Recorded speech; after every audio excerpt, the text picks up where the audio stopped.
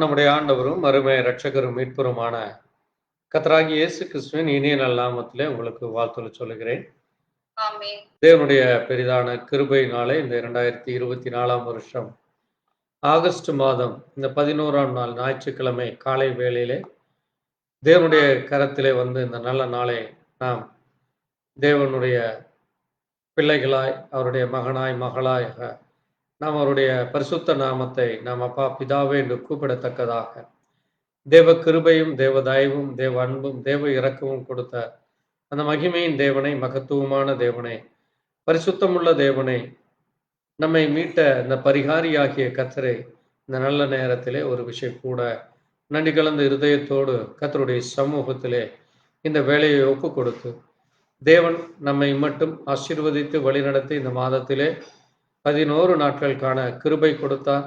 இந்த காலை வேளையிலே அவருடைய இரக்கம் தயவு கிருபை நமக்கு தொடர்ந்து கிடைக்கத்தக்கதாக இந்த நாளிலும் தேவ சமூகமானது இம்மட்டும் நம்மை வழிநடத்தின கர்த்தர் தொடர்ந்து நம்மை ஆசீர்வதித்து இந்த மாதம் முழுவதும் அவர் நம்மை வழிநடத்தும்படியா கடந்த நாட்கள் முழுவதும் காத்த தேவனை நாம் ஆராதிக்க தொழுது கொள்ள தேவனுடைய இரக்கம் கிருபை நமக்கு தொடர்ந்து கிடைக்கத்தக்கதாக தேவனுடைய வல்லமை நமக்கு அனுதினமும் நம்முடைய சரீரங்களிலே காணப்படுகிற எல்லா பலவீனத்தை எடுத்து பலத்தினால் நம்மை இடைகட்டுகிற தேவன், நம்முடைய கால்களை மான்கள் காலாக்கில போல நடக்க பண்ணுகிற தேவன், நீதியின் சால்வையை நமக்கு கொடுக்கிற தேவன், நம்மை உயர்ந்த ஸ்தலத்திலே நிறுத்துகிற தேவன், தேவனுடைய பலத்தினாலே நாம் ஒரு சேனைக்குள் பாயும்படியாய், அவராலே ஒரு மதிலை தாண்டும்படியாய், சத்துருவை தொடர்ந்து பிடித்து அவனை எந்த நாளும் நாம் ஜெயமெடுக்கும்படியாக தேவன் நமக்கு தயை செய்கிறவராய்,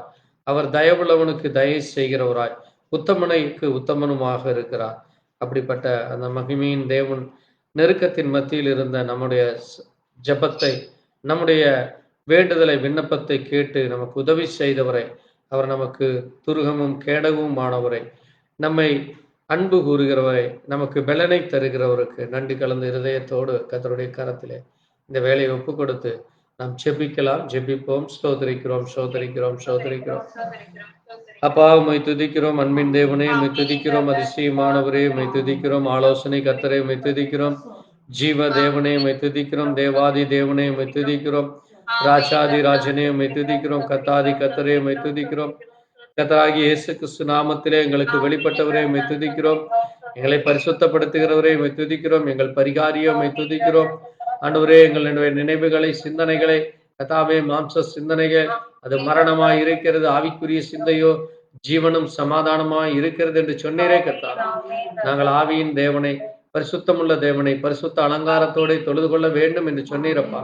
ஆண்டவரே, எங்கள் சிந்தனைகளை பரிசுத்தப்படுத்துகிறது, எங்கள் நினைவுகளை பரிசுத்தப்படுத்துகிற தேவன், எங்கள் சிந்தனைகளிலே காணப்படுகிற எல்லா உலக காரியங்களை, மாம்ச சிந்தனைகளை எடுத்து போட்டு ஒரு மனதோடு விடுதலையோடு உம்மை ஆராதிக்க தொழுது கொள்ள தேவ கிருபை கொடுத்திருக்காய் ஸ்தோத்திரம். தேவ பலனை கொடுத்திருக்காய் ஸ்தோத்திரம். தேவ அன்பை கொடுத்திருக்காய் ஸ்தோத்திரம். சத்ருவினை ஜெயங்கொள்ள பலன் கொடுத்திருக்காய் ஸ்தோத்திரிக்கிறோம் அப்பா. ஆண்டவரே, எங்கள் சத்ருவுக்கு நாங்கள் ஜெயங்கொள்ளத்தக்கதா நீர் எங்களுக்கு தலைச்சீராவையும் ஆண்டவரே கேடகத்தையும் எங்களுக்கு ஆண்டவரே மார்க்கவசத்தையும் கொடுத்து ஆண்டவரே நீர் எங்களுக்கு வார்த்தை என்னும் ஈட்டியை நீர் எங்கள் கைகளிலே பட்டயமாய் கொடுத்திருக்கிறீரப்பா. அந்த வார்த்தை என்னும் பட்டயத்தை எடுத்து சாத்தானுடைய எல்லா தந்திரங்களை நாங்கள் வெட்டி ஆண்டவரே அவனை தலை சாய்த்து நாங்கள் அவன் தலையை நீர் நசுக்கினது போல நாங்களும் ஒவ்வொரு நாளும் அவனை நாங்கள் ஆண்டவரே எங்கள் கால்களாலே நசுக்கும்படியாய் நீர் எங்களுக்கு பலனை கொடுத்திருக்கிறீரப்பா. அப்படிப்பட்ட தேவனாகி உமக்கு நன்றி சொல்லி அனுதினமும் உம்முடைய கரத்திலே நாங்கள் வந்து நிற்க எங்களுக்கு பலனை கொடுத்ததற்காய் துதிக்கிறோம், ஸ்தோத்திரிக்கிறோம். தொடர்ந்து இந்த நேரத்திலே ஆண்டவரே பாடும் பாடல்களிலும் வாசித்து தியானிக்கிற வார்த்தையின் மூலமா கர்த்தருடைய நாமம் மகிமைப்படட்டும். நீரை பொறுப்படுத்திக் கொள்ளும் பாடுகிற பாடல்களை கர்த்தர் ஆசீர்வதியும். அதுபோல ஏறெடுக்கிற ஜெபம், வேண்டுதல், விண்ணப்பம் உடைய சமூகத்திலே பிரீதியா இருக்கட்டும். வாசித்து தியானிக்கிற வார்த்தையின் மூலமாய் கர்த்தர் தொடர்ந்து எங்களோடு கூட பேச வேண்டுமா இயேசு கிறிஸ்துவினுடைய பரிசுத்த நாமத்திலே ஆமென். கர்த்தர் தாமே மகிமைப்படுவாராக.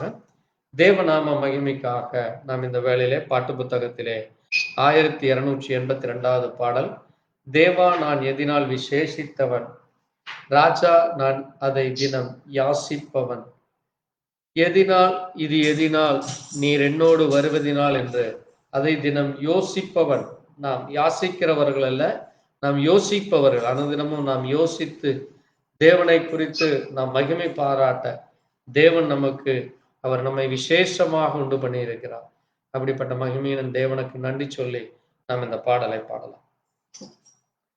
தேவா நான் எதினால்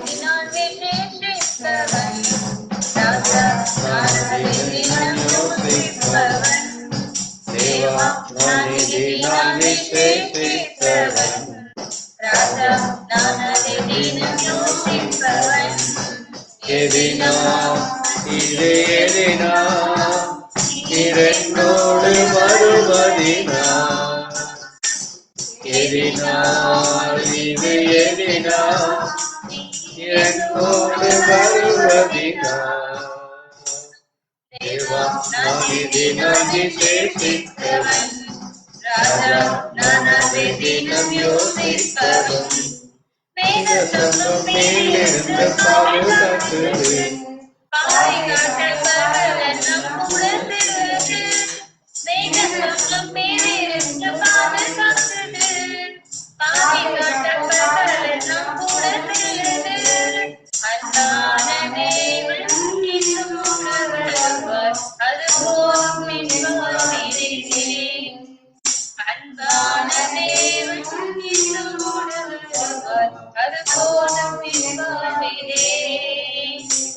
தேவா நன்னதி நன்மை சேர்த்தவன், ராஜா நன்னதை தினம் யோசிப்பவன், காவல் கொண்ட தேவர்களும் பானம் பார்த்தது, காவல் கொண்ட கண்மலையும் கூட செல்லுது, தாவம் கொண்ட தேவர்களும் பானம் பார்த்தது, காவல் கொண்ட கண்மலையும் கூட செல்லுது,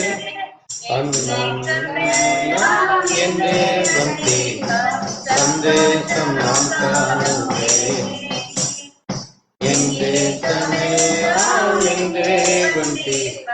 சந்தோஷம் நாம் காணுவே, தேவா நான் ராஜா நான் தினம் யோசித்தவன்,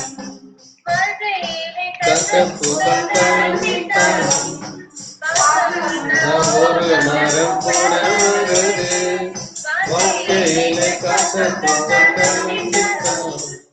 வாழ்க்கையிலே ஆராவின் நீரை தெனாகமா என் தேவனோடு, ஆராவின் நீரை தெனாகமா என் தேசம் என்னோடு,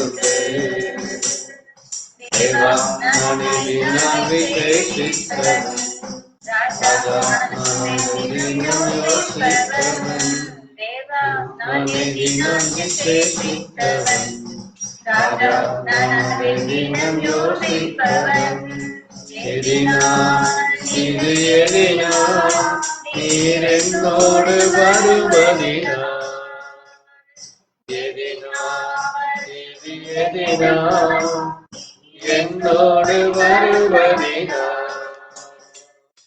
அல்லேலூயா, ஆமென். தொடர்ந்து தேவநாம மகிமைக்காக நாம் இந்த வேளையிலும் கர்த்தரை நம்பியே ஜீவிப்போம், கவலைகள் கஷ்டங்கள் தீர்ந்துவிடும் என்கிற ஒரு பழைய பாடல், 1363வது பாடல். ஜீவ தேவனுக்கு நாம் பின் செல்லும் பொழுது அவர் நம்மை ஜீவ ஒளியிலே நாம் நடத்திடுகிற தேவன் அவர். நாம் அவரை அந்த ஜீவ ஒளியின் மூலமாக, வார்த்தையின் மூலமாய் நாம் அவரை அடையாளம் காண முடியும். அவர் நம்முடைய மனதிலே இருக்கிற எல்லா காரியங்களை எடுத்து போட்டு நமக்கு வெளிச்சத்தையும் சமாதானத்தையும் தருகிற தேவன். உண்மையான வழியிலே நம்மை நடத்தி நம்மை உத்தமன் என்று அவர் நம்மை நிரூபிக்கிற தேவர். நாம் உத்தமமாய் இருக்கும் பொழுது அவர் நமக்கு துணையாய் நின்று அவருடைய கண் நம்மேல் வைத்து நம்மை கருத்தாய் காத்திடுகிற தேவன். அப்படிப்பட்ட தேவனுக்கு நன்றி சொல்லும் விதமா இந்த பாடலை பாடலாம்.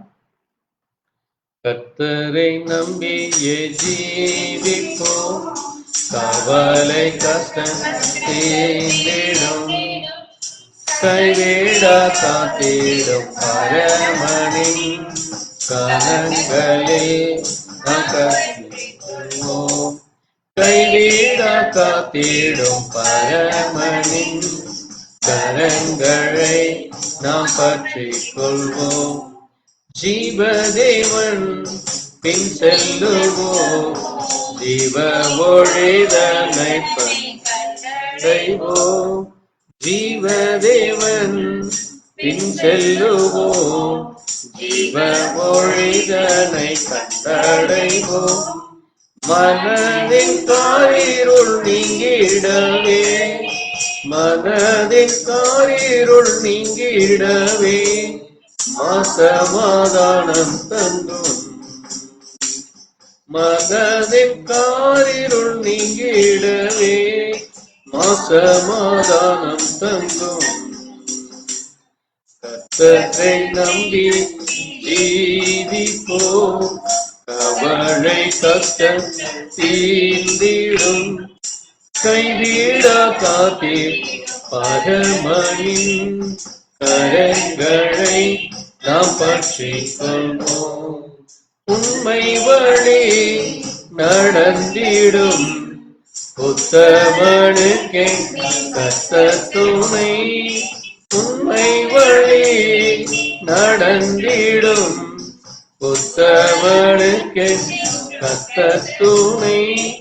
கண்கள் அவன் மீது வைத்திடுவார், கருத்தாய் காத்திடுவார். கண்கள் அவன் மீது வைத்திடுவார், கருத்தாய் காத்திடுவார். கர்த்தரை நம்பி ஜீவிப்போம், அவளை கஷ்டம் தீர்ந்திடும், கைவிடா காத்திடும் பரமனின் கரங்களை. உள்ளமதின் பாரங்களை ஊக்கமாய் கர்த்தரிடம் சொல்லுவோம், உள்ளமதின் பாரங்களை ஊக்கமாய் கர்த்தரிடம் சொல்லுவோம். இக்கட்டு நேரத்தில் இயேசு வந்தாதரிப்பார், இக்கட்டு நேரத்தில் கூப்பிடுவோம், இயேசு வந்தாதரிப்பார். கர்த்தரை நம்பியே ஜீவிப்போம், கவலை கஷ்டம் தீர்ந்திடும், கைவிடா காத்திடும் பரமனின் கரங்களை நாம் பற்றிக் கொள்வோம். கைவிடா காத்திடும் பரமனின் கரங்களை நாம் பற்றிக் கொள்வோம். அன்பு மிகும் அண்ணலிவர் அருமை இயேசுவை நெருங்குவோம், அன்னமிகும் அண்ணலிவர் அருமை இயேசுவை பற்றி. தம்மண்டை வந்தோரை தள்ளிடாரே, தாங்கி அணைத்திடுவார். தம்மண்டை வந்தோரை தள்ளிடாரே, தாங்கி அணைத்திடுவார். கர்த்தரை நம்பியே ஜீவிப்போம், கவலை கஷ்டம் தீர்ந்திடும், கைவிடா காத்திடும் பரமனின் கரங்களை நாம் பற்றிக் கொள்வோம். நீதிமானின் சீரசின் மேல் நித்திய ஆசீர்வதிரங்குமே, நீதிமானின் சீரசின் மேல் நித்திய ஆசீர்வதிரங்குமே. கிருபை நன்மைகள் தொடருமே, கேட்பது கிடைக்குமே. கிருபை நன்மைகள் தொடருமே, கேட்பது கிடைக்குமே. கர்த்தரை நம்பியே ஜீவிப்போம், கவலை கஷ்டம் தீர்ந்திடும், கைவிடா காத்திடும் பரமனின் கரங்களை நாம் பற்றிக் கொள்வோம். இம்மைக்கேற்ற இன்பங்களை நம்மை விட்டே முற்றும் அகற்றுவோம். இம்மைக்கேற்ற இன்பங்களை நம்மை விட்டே முற்றும் அகற்றுவோம். மாறாத சந்தோஷம் தேடிடுவோம், மறுமை ராஜ்யத்தில். மாறாத சந்தோஷம் தேடிடுவோம், மறுமை ராஜ்யத்தில். கர்த்தரை நம்பி ஜீவிப்போம், கவலை கஷ்டங்கள் தேர்ந்திடும், கைவிடா காத்திடும் பரமனின் கரங்களை நாம் பற்றிக் கொள்வோம். கைவிடா காத்திடும் பரமனின் கரங்களை நாம் பற்றிக் கொள்வோம். அல்லேலூயா, ஆமென். தேவ நாமம் மகிமைப்படும்படியாய் கடந்த நாட்கள் முழுவதும் நம்மை கனிமணி போல காத்த தேவனுக்கு நன்றி சொல்லும் விதமாக இந்த நாளிலும் வருகிற நாட்கள் முழுவதும் கர்த்தருடைய கிருபை தயவு தொடர்ந்து நம்ம ஒவ்வொருவருக்கும் கிடைக்கும்படியா இந்த நாளிலே நடக்கிற ஆராதனைகளுக்காய், சுவிசேஷங்களுக்காய், ஊழியங்களுக்காய், ஊழியர்களுடைய குடும்ப நலனுக்காக, விசுவாச பிள்ளைகளுடைய தேவைகளுக்காக, சபை வளர்ச்சிக்காக, தேச நலனுக்காக, அது மட்டுமல்ல நம்முடைய ஜீவியமானது தேவனுடைய வருகை பரியந்தம் தேவனுக்கு பிரியும் உண்மை உத்தமமான இருதயத்தோடு இருக்கவும், தேவ வார்த்தையின்படியாய் நம்முடைய ஜீவியமானது அது சுடர் விட்டு எரிகிற ஒரு ஒளியாக வெளிச்சமாக நீதியின் பாதையில் நடக்கத்தக்கதாக தேவன் நமக்கு எல்லா விதமான நன்மைகளை தர வல்லவராகிய கர்த்தருடைய கரத்தில் ஒப்பு கொடுத்து தேவ சமூகத்திலே இந்த நாளை கர்த்தர் தொடர்ந்து வழிநடத்தும்படியாக, இந்த ஆராதனையிலே நாம் வாசித்து தியானிக்கிற வார்த்தையை கர்த்தர் நமக்கு வெளிப்படுத்தும்படியாக, தொடர்ந்து தேவ கிருபை கிடைக்கும்படியா நம்மளை யாராவது இந்த காரியத்திற்காக ஜெபிக்கலாம். நன்றி ஐயா, நன்றி அப்பா.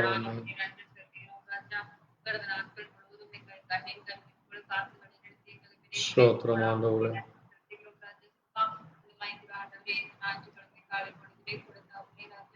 ஆமென் இயேசுவே, நன்றி அப்பா. ஸ்தோத்திரம் ஆண்டவரே, ஆமென்.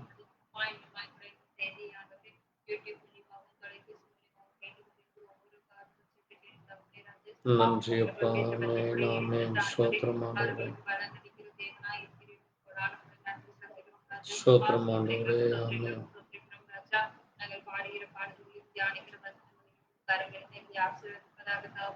ஆமாண்டவரே, நன்றி அப்பா. ஸ்தோத்திரம் ஆண்டவரே, ஸ்தோத்திரம் ஆண்டவரே, ஆமென் அப்பா.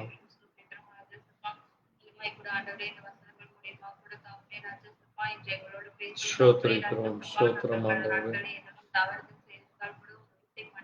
மன்னியும் மனமிறங்கும் ஆண்டவரே.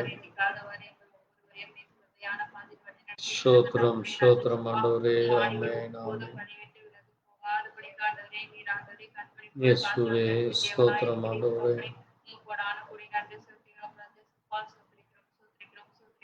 ஸ்தோத்திரம் ஆண்டவரே.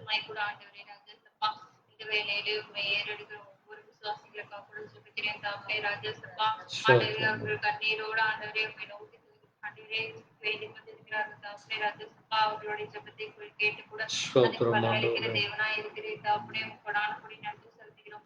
ஆமென் இயேசுவே ராஜா அநேக அதிசயங்களை செய்த தேவனாய் இருக்கிறேன் தகப்பனே ராஜசப்பா உன் பேரை உன் நாமத்தினால ஆண்டவரே ராஜசப்பா பிள்ளைகள் அதே அதிசயங்களை செய்த கிருபை தாருங்க தகப்பனே ராஜசப்பா சோத்ரிக்கிறோம் ராஜசப்பா இந்த நேரத்தில் பிள்ளைகளை கூட ஒரு விஷயம் கண்ணோக்கி பாருங்க தகப்பனே ராஜசப்பா ஆண்டவரே நீ காலம் சொல்லாத இருக்கிற தகப்பனே ராஜசப்பா அது போல ஒவ்வொரு அவிசுவாசிகளும் விசுவாசிகளாக மாறத்தக்க கிருபையாக தாருங்கள் தகப்பனே ராஜசப்பா போன பிள்ளைகளை கூட ஆண்டவரே ராஜசப்பா திருப்பி உங்கள்கிட்ட சேர்ந்த திருப்பி அவர்களுக்கு தாருங்கள் தகப்பனே ராஜசப்பா சோதரிக்கிறோம் ஆராதனையிலே வர தடைப்பட்ட பிள்ளைகளை கூட ஒரு விஷயம் கண்ணோக்கி பாருங்க தகப்பனே ராஜசப்பா அந்த பிள்ளைகளின் தடைகளை கூட எடுத்து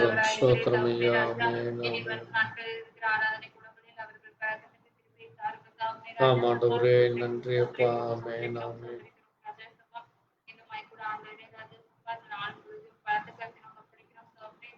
நன்றி நன்றி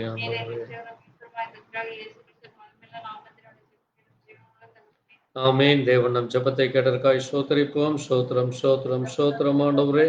தொடர்ந்து உடைய இரக்கம் தயவு கிருபை உடைய பிள்ளைகளாகிய எங்களுக்கும் கிடைக்கட்டும். இந்த நாளிலே கூட தேசத்திலே நடக்கிற அக்கிரமங்கள் பாவங்கள் அநியாயங்கள் மீறுதல் செய்கிறவர்களும் மனம் திரும்ப ரட்சிக்கப்படும் சுவிசேஷமான சர்வ சிருஷ்டிக்கும் சென்றடையத்தக்கதாய் இயேசு கிறிஸ்து யார் என்கிற அந்த வெளிப்பாடு தேவ ஜனங்களுக்கு கிடைக்கும்படியாகும்.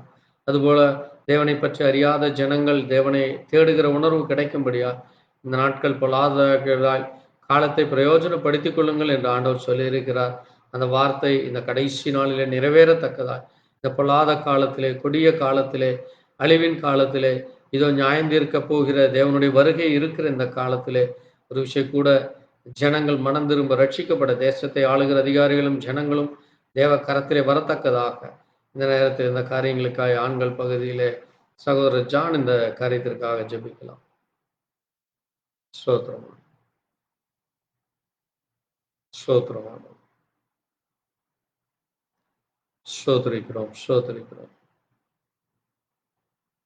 ஸ்தோத்திரிக்கிறோம் ஸ்தோத்திரிக்கிறோம் ஆண்டவரே ஸ்தோத்திரம் ஆண்டவரே ஸ்தோத்திரம். நன்றி ஆண்டவரே நன்றி ஐயா ஆமென். ஸ்தோத்திரம் ஆண்டவரே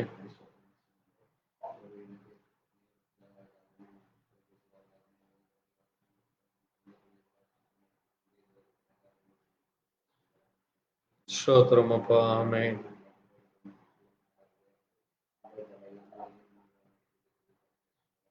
நன்றி ஐயா நன்றி அப்பா ஆமென்.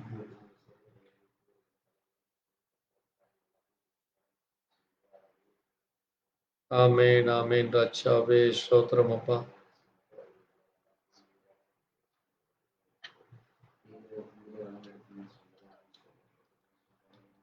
ஸ்தோத்திரிக்கிறோம்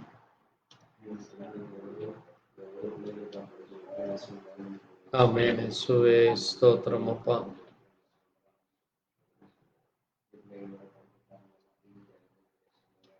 ஆமென் இயேசுவே ஸ்தோத்திரம் ஐயா.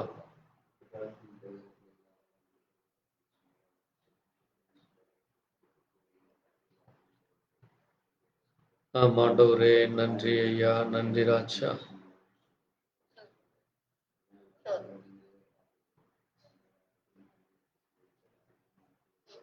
ஆமென் இயேசுவே நன்றி அப்பா நன்றி ஐயா ஆமென்.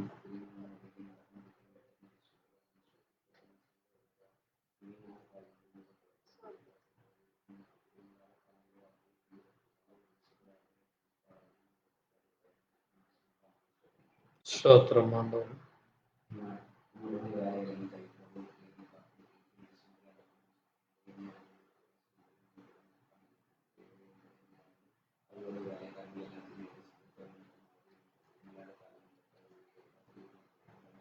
ஸ்தோத்திரிக்கிறோம் ஸ்தோத்திரிக்கிறோம் அப்பா.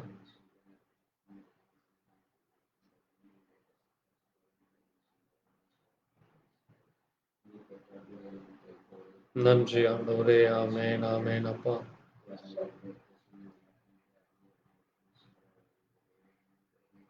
ஆமாண்டவரே நன்றி நன்றி ஐயா.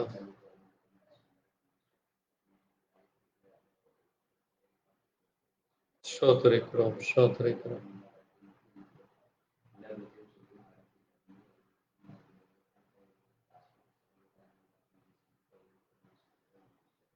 நன்றி ஆண்டவரே. ஆமென்.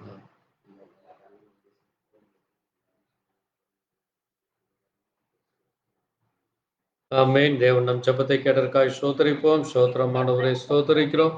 உம்முடைய கிருபை, உம்முடைய இரக்கம், தயவு இம்மட்டும் எங்களை ஆசீர்வதித்து இந்த புறஜாதிகள் மத்தியில் எங்களை நிறுத்தினக்காய் ஆண்டவரே, புறஜாதிகள் ஆண்டவரே, இன்றைக்கு ஆண்டவரே உம்முடைய ஊழியங்களுக்கு விரோதமாய், ஊழியர்களுக்கு விரோதமாய், சுவாச பிள்ளைகளுக்கு விரோதமாய், சபைகளுக்கு விரோதமாய் எழும்பி ஆண்டவரே கர்த்தாவே, அன்றைக்கு எப்படி அந்த ஆண்டவரே ஆலயத்தை தீட்டுப்படுத்தினார், எப்படி அந்த ஆலயத்தை சுட்டெரிக்கப்பட்டது, அது இடிக்கப்பட்டது, அதை போல் இந்த நாட்களிலே காணப்படுகிற எல்லா கொடுமைகள், அக்கிரமங்கள், பாவங்களுக்கு, அவர்கள் செய்கிற தவறுகளுக்காய், மீறுதலுக்காய் அவர்களுக்கு பாவம் மன்னிப்பும், அவர்களுக்கு கிருபையும், உடைய இரக்கம் இந்த பிள்ளைகள் மனம் திரும்புடைய உணர்வுள்ளவர்களாய் அடையத்தக்கதாக தேவ கிருபை தர வேண்டுமாய் உடைய கரத்தில் ஒப்புக் கொடுக்கிறோம்.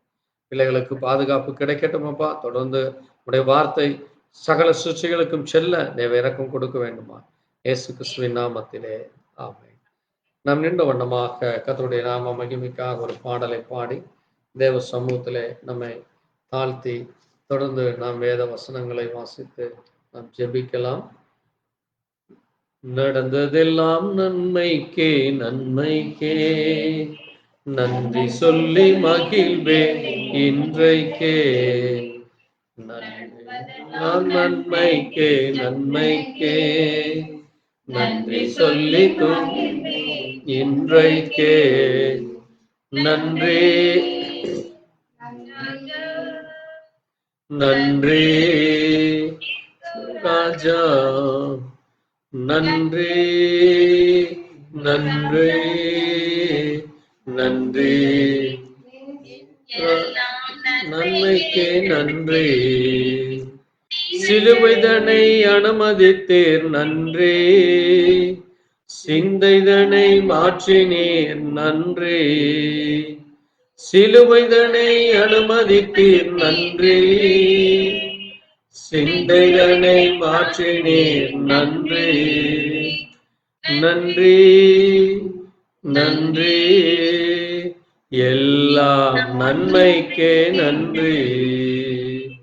உள்ளான மனிதனை புதிதாக்கி உடைத்து உருமாற்றி நடத்துகிறேன். உள்ளான மனிதனை புதிதாக்கி உடைத்து உருமாற்றி நடத்துகிறேன். நன்றி நன்றி, எல்லாம் நன்மைக்கே நன்றி.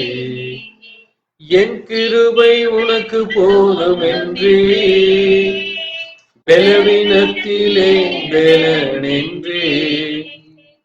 என் கிருபை உனக்கு போதும் என்று பலவீனத்திலே பலனென்றே. நன்றி நன்றி, எல்லாம் நன்மைக்கே நன்றி.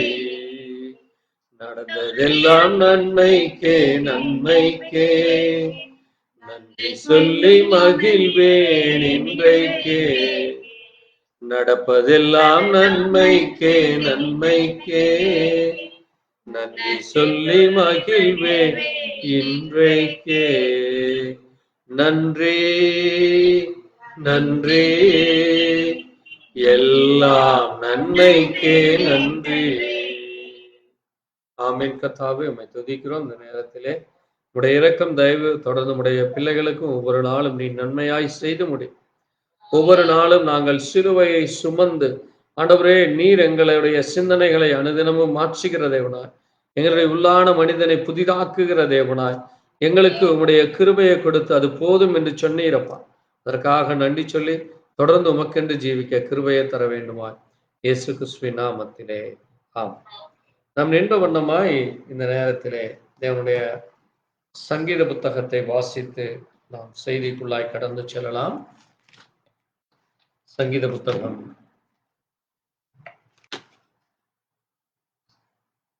86 சங்கீதத்தை நாம் மாறி மாறி வாசிக்கலாம். சங்கீத புத்தகம் 86 1 முதல் 11 வரை நாம் மாறி மாறி வாசிக்கலாம். 86ஆம் சங்கீதம். கர்த்தாவே, உமது செவியை சாய்த்து என் விண்ணப்பத்தை கேட்டருளும். நான் சிறுமையும் எளிமையுமானவன்.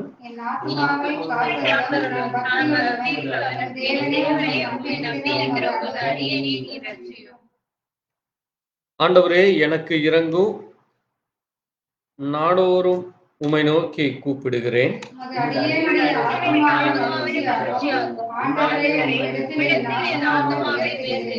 ஆண்டவரே, நீர் நல்லவரும் மன்னிக்கிறவரும், உம்மை நோக்கி கூப்பிடுகிற யாவருக்கும் கிருபையை மிகுந்தவருமாயிருக்கிறீர்.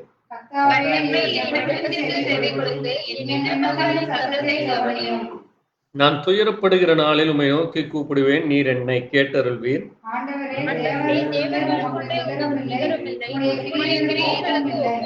ஆண்டவரே, நீர் உண்டாக்கின எல்லா ஜாதிகளும் வந்து உமக்கு முன்பாக பணிந்து உமது நாமத்தை மகிமைப்படுத்துவார்கள்.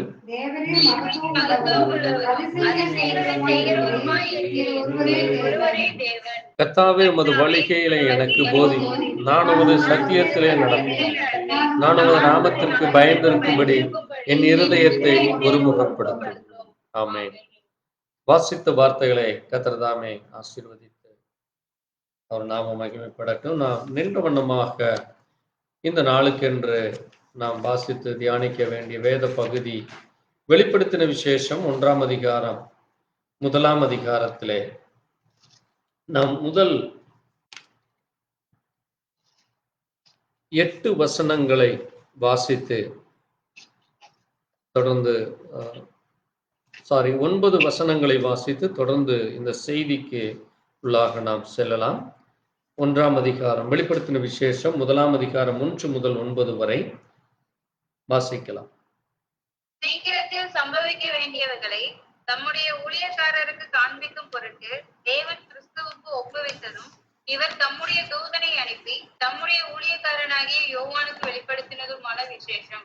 இவன் தேவனுடைய வசனத்தை குறித்தும் இயேசு கிறிஸ்துவை பற்றிய சாட்சியை குறித்தும் தான் கண்ட யாவற்றையும் சாட்சியாக அறிவித்திருக்கிறார். இந்த தீர்க்க தரிசன வசனங்களை வாசிக்கிறவனும் கேட்கிறவர்களும் இதில் எழுதியிருக்கிறவைகளை கைக்கொள்ளுகிறவர்களும் பாக்கியவான்கள். காலம் சமீபமாய் இருக்கிறது. யோவான் ஆசியாவில் உள்ள 7 சபைகளுக்கும் எழுதுகிறதாவது, இருக்கிறவரும் இருந்தவரும் வருகிறவருமானவராலும் அவருடைய சிங்காசனத்திற்கு முன்பாக இருக்கிற 7 ஆவிகளாலும் உண்மையுள்ள சாட்சியும் மறைத்தோரிலிருந்து முதன் பிறந்தவரும் பூமியின் ராஜாக்களுக்கு அதிபதியும் ஆகிய இயேசு கிறிஸ்துவினால் உங்களுக்கு கிருபையும் சமாதானமும் உண்டாவதாக. நம்மிடத்தில் அன்பு கூர்ந்து தமது இரத்தத்தினாலே நம்முடைய பாவங்கள் அற நம்மை கழுவி தம்முடைய பிதாவாகிய தேவனுக்கு முன்பாக நம்மை ராஜாக்களும் ஆசாரியர்களும் ஆக்கின அவருக்கு மகிமையும் வல்லமையும் என்றென்றைக்கும் உண்டாயிருப்பதாக. ஆமென். இதோ மேகங்களுடனே வருகிறார். கண்கள் யாவும் அவரை காணும். அவரை குத்தினவர்களும் அவரை காண்பார்கள். பூமியின் கோத்திரத்தார் எல்லாரும் அவரை பார்த்து புலம்புவார்கள். அப்படியே ஆகும். ஆமென். இருக்கிறவரும் இருந்தவரும் வருகிறவருமாகிய சர்வ வல்லமையுள்ள கர்த்தர், நான் அல்பாவும் ஒமேகாவும் ஆதியும் அந்தமுமாய் இருக்கிறேன் என்று சொல்கிறார்.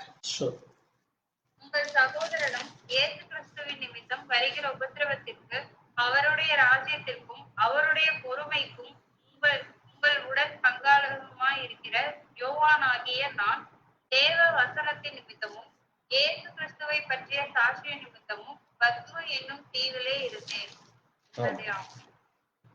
வாசித்த வார்த்தைகளுக்காக நாம் நீண்ட வண்ணமாய் செபிக்கலாம். எங்களை நேசிக்கிற எங்கள் நல்ல ஆண்டவரே, கர்த்தராகிய இயேசு கிறிஸ்துவின் தர்மியான வேளையிலே ஆண்டவரே, நீர் யோவானுக்கு ஆண்டவரே உம்மை குறித்து நீர் என்னவாய் செய்ய போகிறீர், எப்படி இருக்கிறீர், என்ன என்பதை குறித்து இந்த வெளிப்படுத்தின விசேஷத்திலே நீர் எழுதியிருக்கிற அந்த வார்த்தைக்காக நன்றி செலுத்துகிறோம். இந்த வார்த்தையை நாங்கள் வாசித்து இந்த தியானிக்கிற இந்த நேரத்திலே இதோ இந்த வார்த்தையானது இன்றைக்கு உலகம் முழுவதும் கடந்த 2000 ஆண்டுகளாக அநேக கோடி ஜனங்களால் வாசிக்கப்பட்டும் அதை குறித்து தியானிக்கப்பட்டும் இருக்கிறது. இதை குறித்து ஆண்டவரே, எங்களுடைய தீர்க்கதரிசியாகி உம்முடைய மகன் இந்த நாளிலே எங்களுக்கு பேசி சொன்ன வார்த்தைகளை, அந்த வார்த்தையின் வெளிப்பாட்டை நாங்களும் இந்த நேரத்திலே தியானிக்க தேவ கிருபையை கொடுத்திருக்காய் ஸ்தோத்திரிக்கிறோம். அதில் உள்ள மகத்துவங்கள், மகிமைகள், அதிலே சொல்லப்பட்டிருக்கிற காரியங்களை நாங்களும் உணர்ந்து கொள்ளத்தக்கதாக ஆண்டவரே அதை குறித்து வாசித்து தியானிக்கிற இந்த வேளையிலே கர்த்தர் தாமே எங்களோடு கூட பேசி நீர் வார்த்தையாய் இருக்கிறீர் என்றும் நீர் தேவனாய் இருக்கிறீர் என்றும் நீர் எவ்விதமாய் அதனுடைய வார்த்தைகளை அந்த இடத்துல பேசினீர், அதனுடைய நோக்கம் என்ன, அதனுடைய தொடக்கம் என்ன, முடிவு என்ன என்று நாங்களும் அறிந்து கொள்ளத்தக்கதா எங்களுக்கும் அந்த வெளிப்பாட்டை, அந்த ஞானத்தை, அந்த உணர்வை தர வேண்டுமா? ஆண்டவரே, பேசுகிற அடியானை மறைத்து மூடி பேசி கேட்கிற ஒவ்வொரு சகோதர சகோதரருடைய இருதயத்திலும் செவிகளிலும் அது உணரத்தக்கதாய் அதை குறித்து நினைவு சிந்தனைகளை தர வேண்டுமா? அதை குறித்து தியானித்து ஆண்டவரே, அந்த வார்த்தையை என்றைக்கு நிறைவேறி கொண்டிருக்கிறது, எப்படி நிறைவேறினது, அதில் என்ன இன்றைக்கு நடந்து கொண்டிருக்கிறது, இனி என்ன நடக்கும் என்று உணர்ந்து கொள்ள, அதை புரிந்து கொள்ள, அதை குறித்து ஆண்டவரே ஆண்டவரே அந்த அன்பையும் அந்த இரக்கத்தையும் அந்த தயவையும் பெற்றுக்கொள்ளத்தக்கதா தேவ கிருபை எங்கள் ஒவ்வொருவருக்கும் தர வேண்டுமா? இயேசு கிறிஸ்துவினுடைய பரிசுத்த நாமத்திலே ஆம். உட்காரலாம். ஆண்டவராகிய இயேசு கிறிஸ்துவின் இனிய நாமத்திலே உங்கள் ஒவ்வொருவருக்கும் வாழ்த்துக்களை சொல்லுகிறேன். தேவனுடைய பெரிதான கிருபையினாலே நாம் இந்த நாளிலும் கூட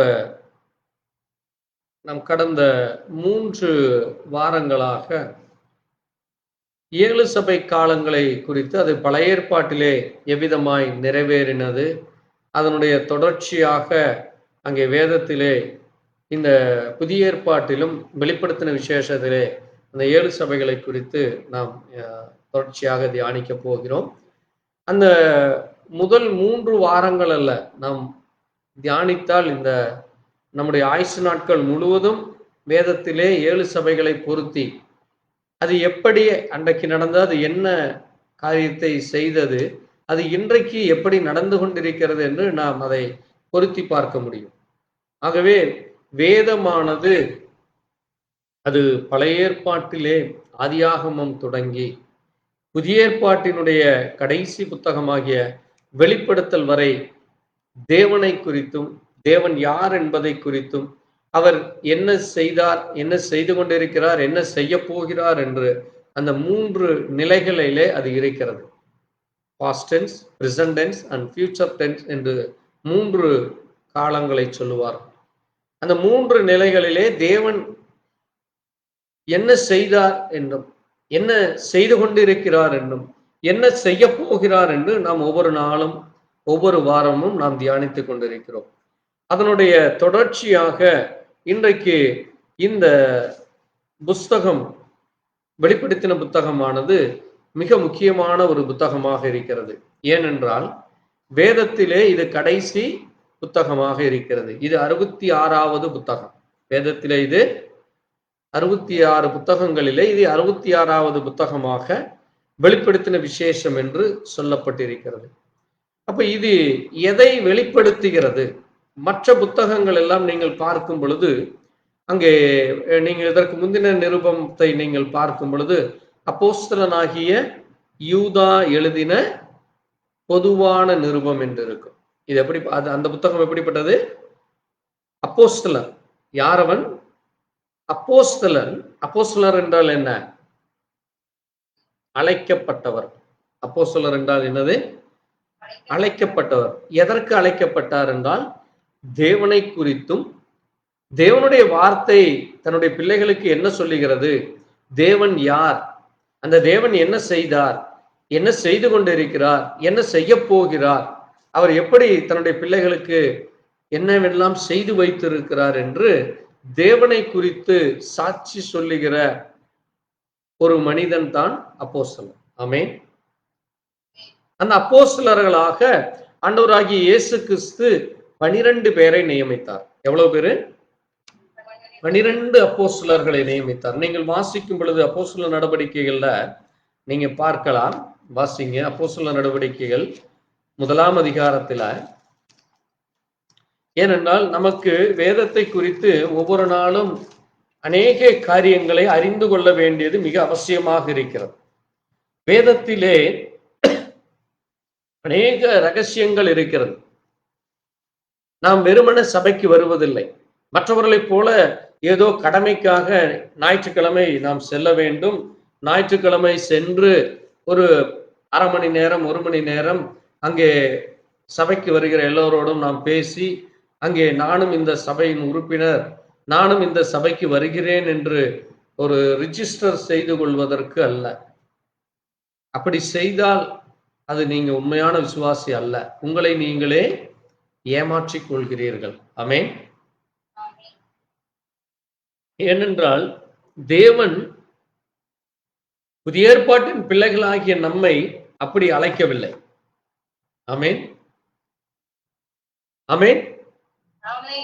ஏன் நம்மை அப்படி அழைக்கவில்லை என்றால், வெறுமனே அவர் நம்மை அழைக்கல. நீங்கள் எனக்கு யாராக இருக்கிறீர்கள்? சாட்சியாக இருக்கிறீர்கள். நீங்களே எனக்கு சாட்சி. நீங்கள் சாட்சி மட்டுமல்ல, நீங்கள் ஒரு நிருபம், நீங்கள் ஒரு லெட்டராக இருக்கிறீங்க. நிருபம் என்றால் என்ன?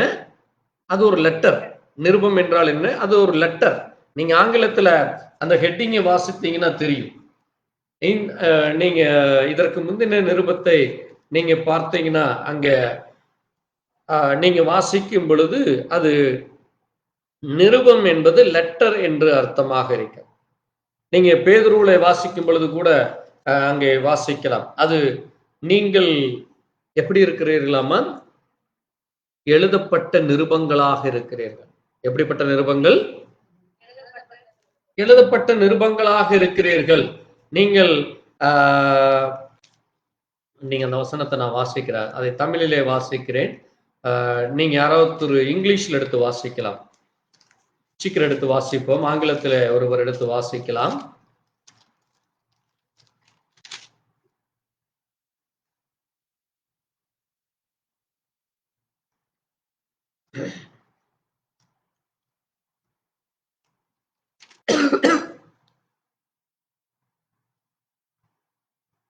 ஆங்கிலத்திலே நான் தமிழிலே வாசிக்கிறதை நீங்கள் ஆங்கிலத்திலே வாசிக்கலாம். ஸ்தோத்திரம்.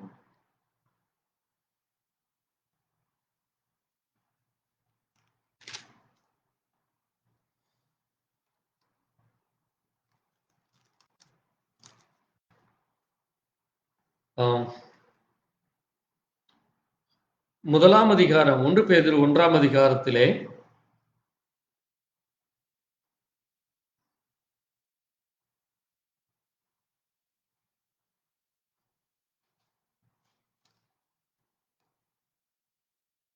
இரண்டாம் வசனத்தை வாசிங்கள்.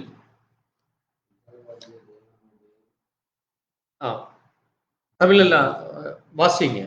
பிதாவாகிய தேவனுடைய முன்னறிவிப்பின்படியே ஆவியானவரின் பரிசுத்தமாக்குதலினாலே கீழ்ப்படிதலுக்கும் இயேசு கிறிஸ்துவினுடைய இரத்தம் தெளிக்கப்படுதலுக்கும் தெரிந்து கொள்ளப்பட்ட பரதேசிகளுக்கு எழுதியிருக்கிறதாவது. பாருங்க, இது யாருக்காக எழுதப்பட்டதாமா? தெரிந்து கொள்ளப்பட்ட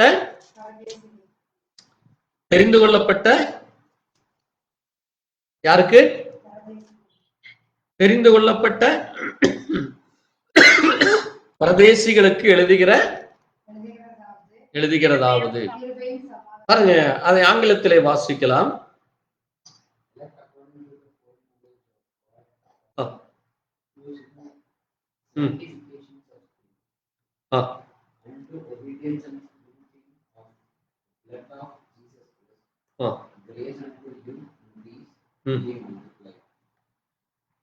பாருங்க, அங்க என்ன சொல்லி இருக்குது? elect according to foreknowledge of God of the Father through sanctification of the Spirit unto obedience and sprinkling of the blood of Jesus Christ, grace unto you and peace and be multiplied. தொடர்ந்து நீங்க வாசிக்கும் பொழுது, blessed be God and Father our Lord Jesus Christ, which is according to abundantly mercy hath begotten us again unto lively hope and resurrection of Jesus Christ from the dead. அதுல நீங்க அதை தொடர்ச்சியா நீங்க வாசிக்கிறப்ப தமிழ்ல நீங்க பார்த்தீங்கன்னா எழுதப்பட்ட என்று இருக்கிறது. ஆனா ஆங்கிலத்துல அதை நீங்க வாசிக்கும் பொழுது அது என்ன சொல்லி இருக்கு அப்படின்னா, elect according to the foreknowledge of God of the Fatherன்னு தான் போட்டிருக்கு. ஆனா தமிழ்ல அதை சரியான முடி ஹீப்ரூல இருந்து மொழிபெயர்க்கிறப்போ அங்கே இயேசு கிறிஸ்துவினுடைய ரத்தம் தெளிக்கப்பட்ட தெரிந்து கொள்ளப்பட்ட பரதேசிகளுக்கு எழுதுகிறதாவது என்று அங்கே சொல்லப்பட்டிருக்கிறது. பாருங்க, தேவன் அதே மாதிரி பீட்டர் அண்ட் அப்போஸ்டல், முதல் வசனத்துல பாத்தீங்கன்னா Peter and apostle of Jesus Christ என்று சொல்லப்பட்டிருக்கிறது. இந்த பேதுரு இயேசு கிறிஸ்துனுடைய அப்போஸ்டலராக இருக்கிறார். இயேசு கிறிஸ்துவனுடைய அப்போஸ்தலராக இருக்கிறார். அதைத்தான் நம்ம இங்க அப்போஸ்தலர் நடவடிக்கைகள்ல நீங்க வாசிக்கலாம். சீக்கிரம் எடுத்து வாசிப்போம். அப்போஸ்தலர் 1 அதிகாரத்துல வாசிக்கலாம். 23-24 வாசிக்கலாம். அப்பொழுது அவர்கள் யுஸ்து என்னும் மறுநாமமுள்ள பர்சபா எனப்பட்ட யோசேப்பும் மத்தியாவும் ஆகிய இவ்விரண்டு பேரையும் நிறுத்தி, எல்லாருடைய இருதயங்களையும் அறிந்திருக்கிற கர்த்தாவே, யூதாஸ் என்பவன் தனக்குரிய இடத்துக்கு போகும்படி இழந்து போன இந்த ஊழியத்திலும் இந்த அப்போஸ்தல பட்டத்திலும் பங்கு பெறுவதற்காக இவ்விரண்டு பேரில் தேவரில் தெரிந்து கொண்டவனை எங்களுக்கு காண்பித்தருளும் என்று ஜெபம் பண்ணி, பின்பு அவர்களை குறித்து சீட்டு போட்டார்கள். சீட்டு மத்தியாவின் பேருக்கு விழுந்தது. அப்பொழுது அவன் 11 அப்போஸ்தலருடனே சேர்த்து கொள்ளப்பட்டான். எத்தனை அப்போஸ்தலர்கள்? 11 அப்போஸ்தலர்கள். அப்போ இயேசு கிறிஸ்து எத்தனை அப்போஸ்தலர்களை வைத்திருந்தார்? 12 அப்போஸ்தலர்கள். வாசிங்க மத்தேயு எழுதின சுவிசேஷம் 10 அதிகாரத்துல அங்க ஆண்டவர் நீங்க பார்த்தீங்கன்னா வாசிக்கலாம். 1 அதிகாரம் 1-2 வாசிக்கலாம். அப்பொழுது அவர் தம்முடைய 12 சீஷர்களையும் தம்மிடத்தில் வரவழைத்து, அசுத்த ஆவிகளை துரத்தவும் சகல வியாதிகளையும் சகல நோய்களையும் நீக்கவும் அவர்களுக்கு அதிகாரம் கொடுத்தார். அந்த 12 அப்போஸ்தலருடைய நாமங்கள் ஆவன. அப்போ இந்த அப்போஸ்தலர்கள் யார் என்றால், இயேசு கிறிஸ்துவினாலே அழைத்து இயேசு கிறிஸ்துவை என்ன செய்தார்? அங்கே பேதுருவை மீன் பிடித்து கொண்டிருந்த பேதுருவை கூப்பிடுகிறார். அதே மாதிரி அந்த வரி செலுத்துவனாகிய அந்த மத்தேயு, அவன் யாரு? ஆயக்காரன். நீங்க அதை ஆங்கிலத்துல வாசிக்கிறப்போ வாசிக்கலாம். மேத்யூ 10:3 வாசிக்கலாம். சீக்கிரம் எடுத்து வாசிப்போம். மேத்யூ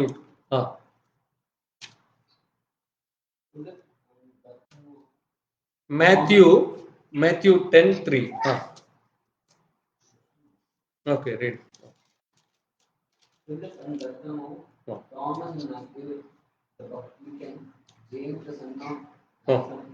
பாருங்க, பப்ளிக்கன் என்று போட்டு இருக்கிறது. பப்ளிக்கன் என்றால் பொதுமக்களிடத்திலே அங்கே வரி வசூலிக்கிற ஒரு மனிதன். இந்த யார் அது? மத்தேயு. இந்த மத்தேயு தான் இந்த மத்தேயுங்கிற அதிகாரத்தை எழுதினவர். இந்த மத்தேயு நிருபத்தை எழுதினது யாரு? இந்த 12 சீஷர்களிலே ஒருவராகிய மத்தேயு.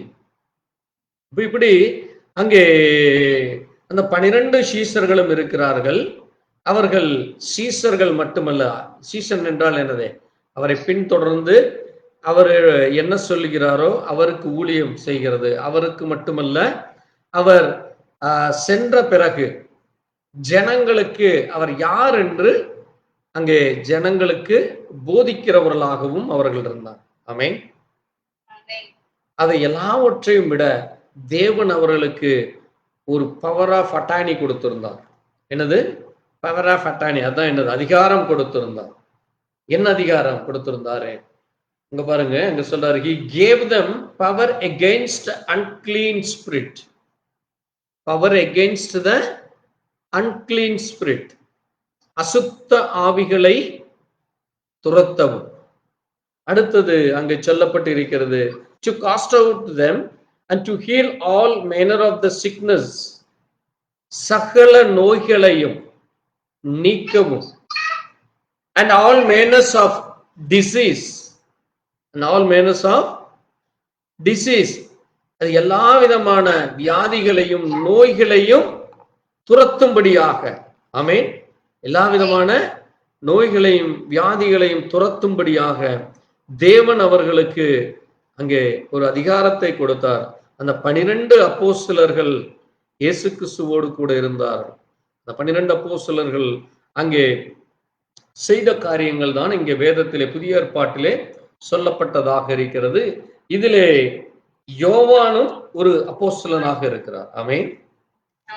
அப்ப இந்த யோவான் இங்கே நம்ம பார்க்கும் பொழுது இந்த வெளிப்படுத்துற விசேஷத்தை அவர் எழுதியிருக்கிறார். இந்த வெளிப்படுத்துற விசேஷம் ஒரு மிக முக்கியமான ஒரு காரியத்தை குறித்து பேசுகிறது. என்ன இந்த யோவான் இதை குறித்து பேசுகிறார் என்றால், இங்கே முதல் வசனம் சொல்லுகிறது, சீக்கிரத்திலே சம்பவிக்க வேண்டிய வகலை நம்முடைய ஊழியக்காரருக்கு காண்பிக்கும் பொருட்டு தேவன் இயேசு கிறிஸ்துவுக்கு ஒப்புவித்ததும், இவர் தம்முடைய தூதனை அனுப்பி தம்முடைய ஊழியக்காரனாகிய யோவானுக்கு வெளிப்படுத்தின விசேஷம்.